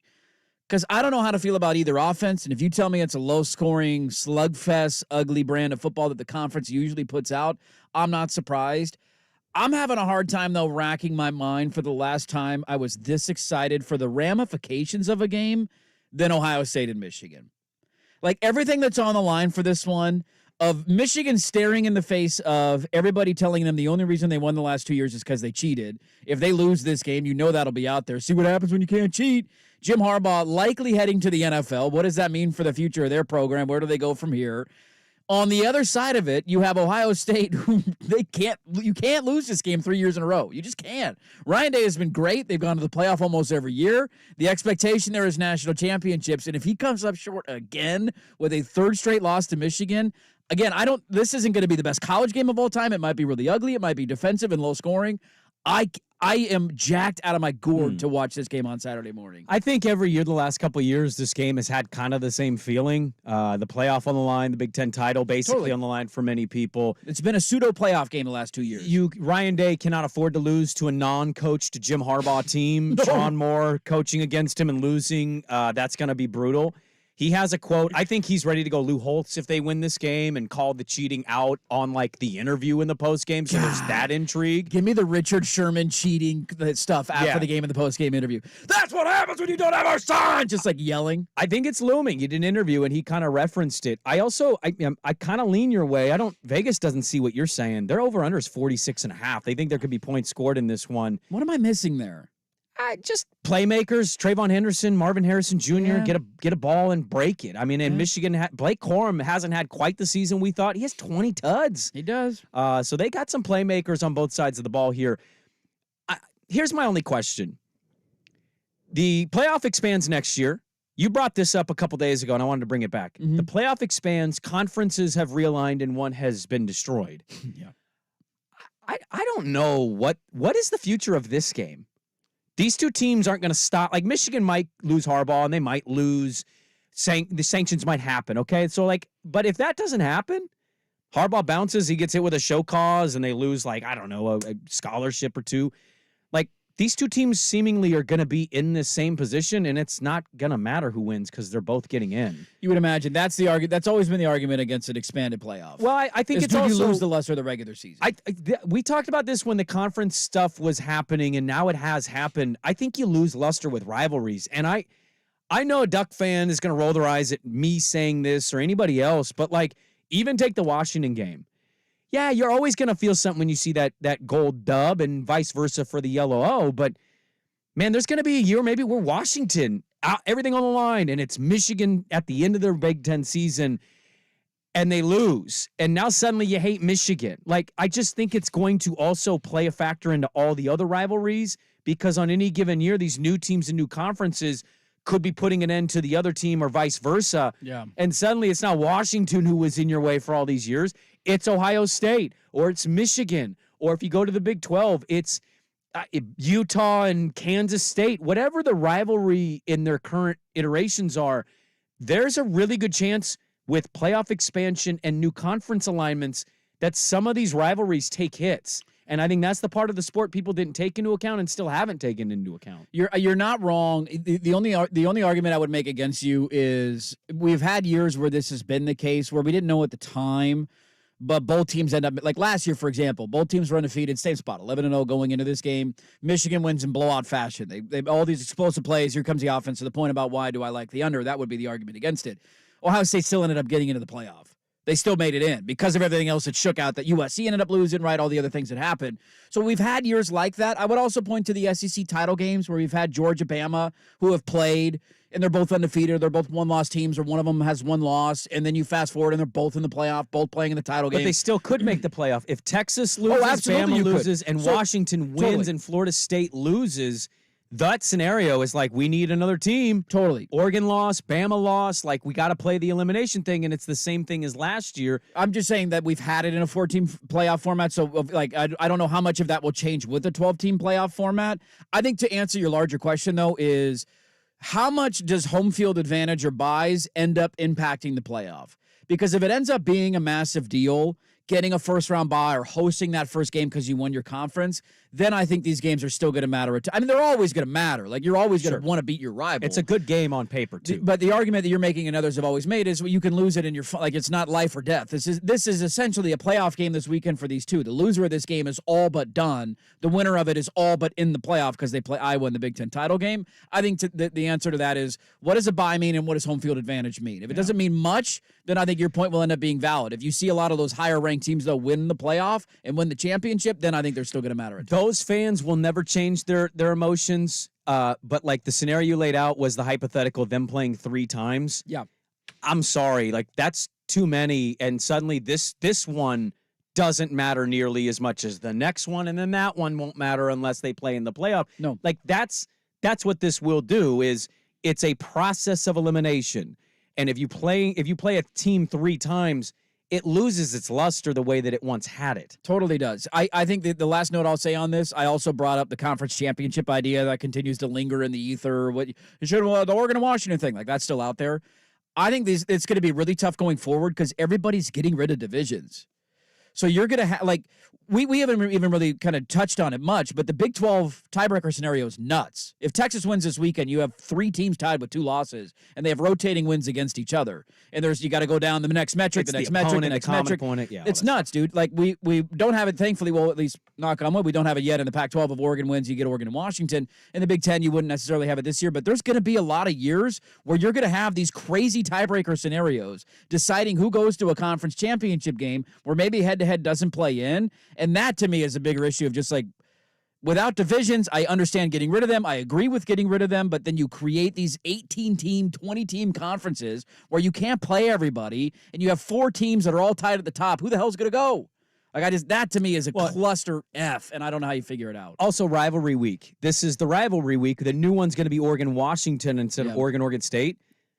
I mean, there's going to be years where these rivalries, well, not Oregon-Washington, but like the end of the season rivalry week, like Washington might have a year where they're down, and it's like, oh, cool, your rivalry game was against Capazzi. Yeah. Or maybe Oregon has a year where they're 9-3 in the Big Ten. Like, it's not as hard a test for, you know what I mean? Like, you go down the list of college football teams, some of these rivalry games or rivalry weeks, it's like, oh, cool, your rival's not very good this year. Mine is undefeated in the top 4 of the playoff. Exactly. It's just, I don't know, it's unique. I can't wait for this game, though. It's probably going to be ugly. I like the under. Maybe I end up being wrong on that. Just the ramifications of both sides, man. I cannot wait for Michigan and Ohio State. 27-24, you can't see it in your brain? I have a hard time. I think these offenses are bad. I think they're genuinely bad. They got good players. Harrison's good. Corum's good. They're not good offenses this year. Let's wrap it up. Send you off on your way into Thanksgiving next on The Fan. Oregon Ducks football is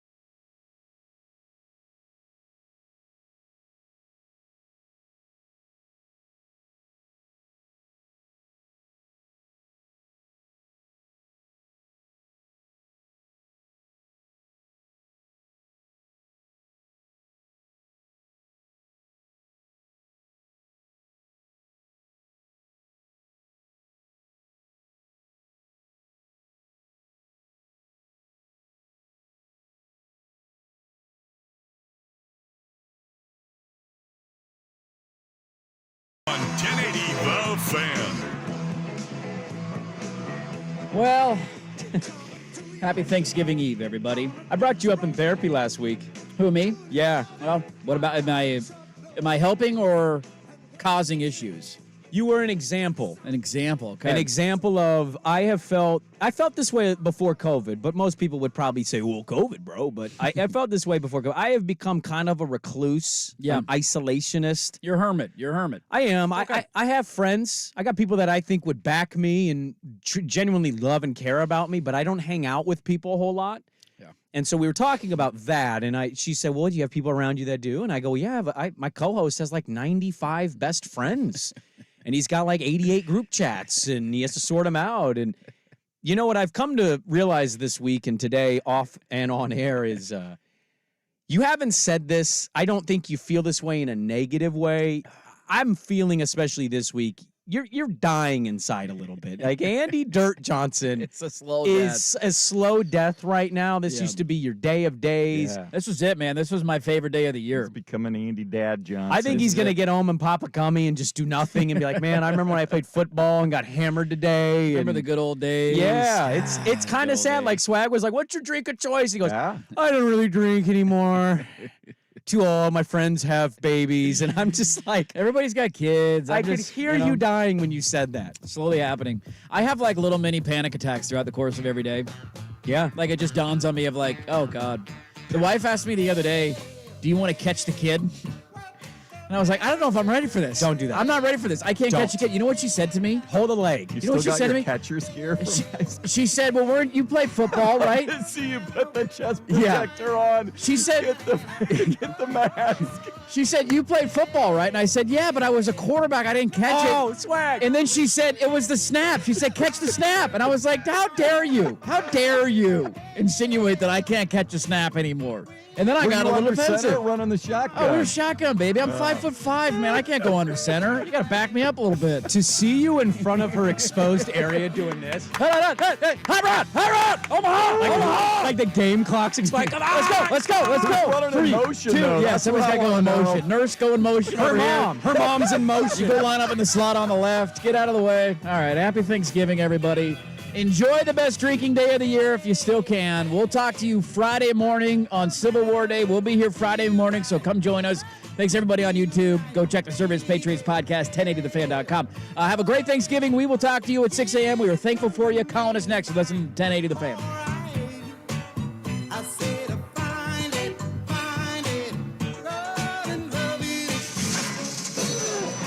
Trista Crick with BetQL. The Iowa Hawkeyes have had an absurd year from a gambling standpoint. 3 of the lowest totals in history have been Iowa games this year, and they've all gone under. That's incredible. The total of their game against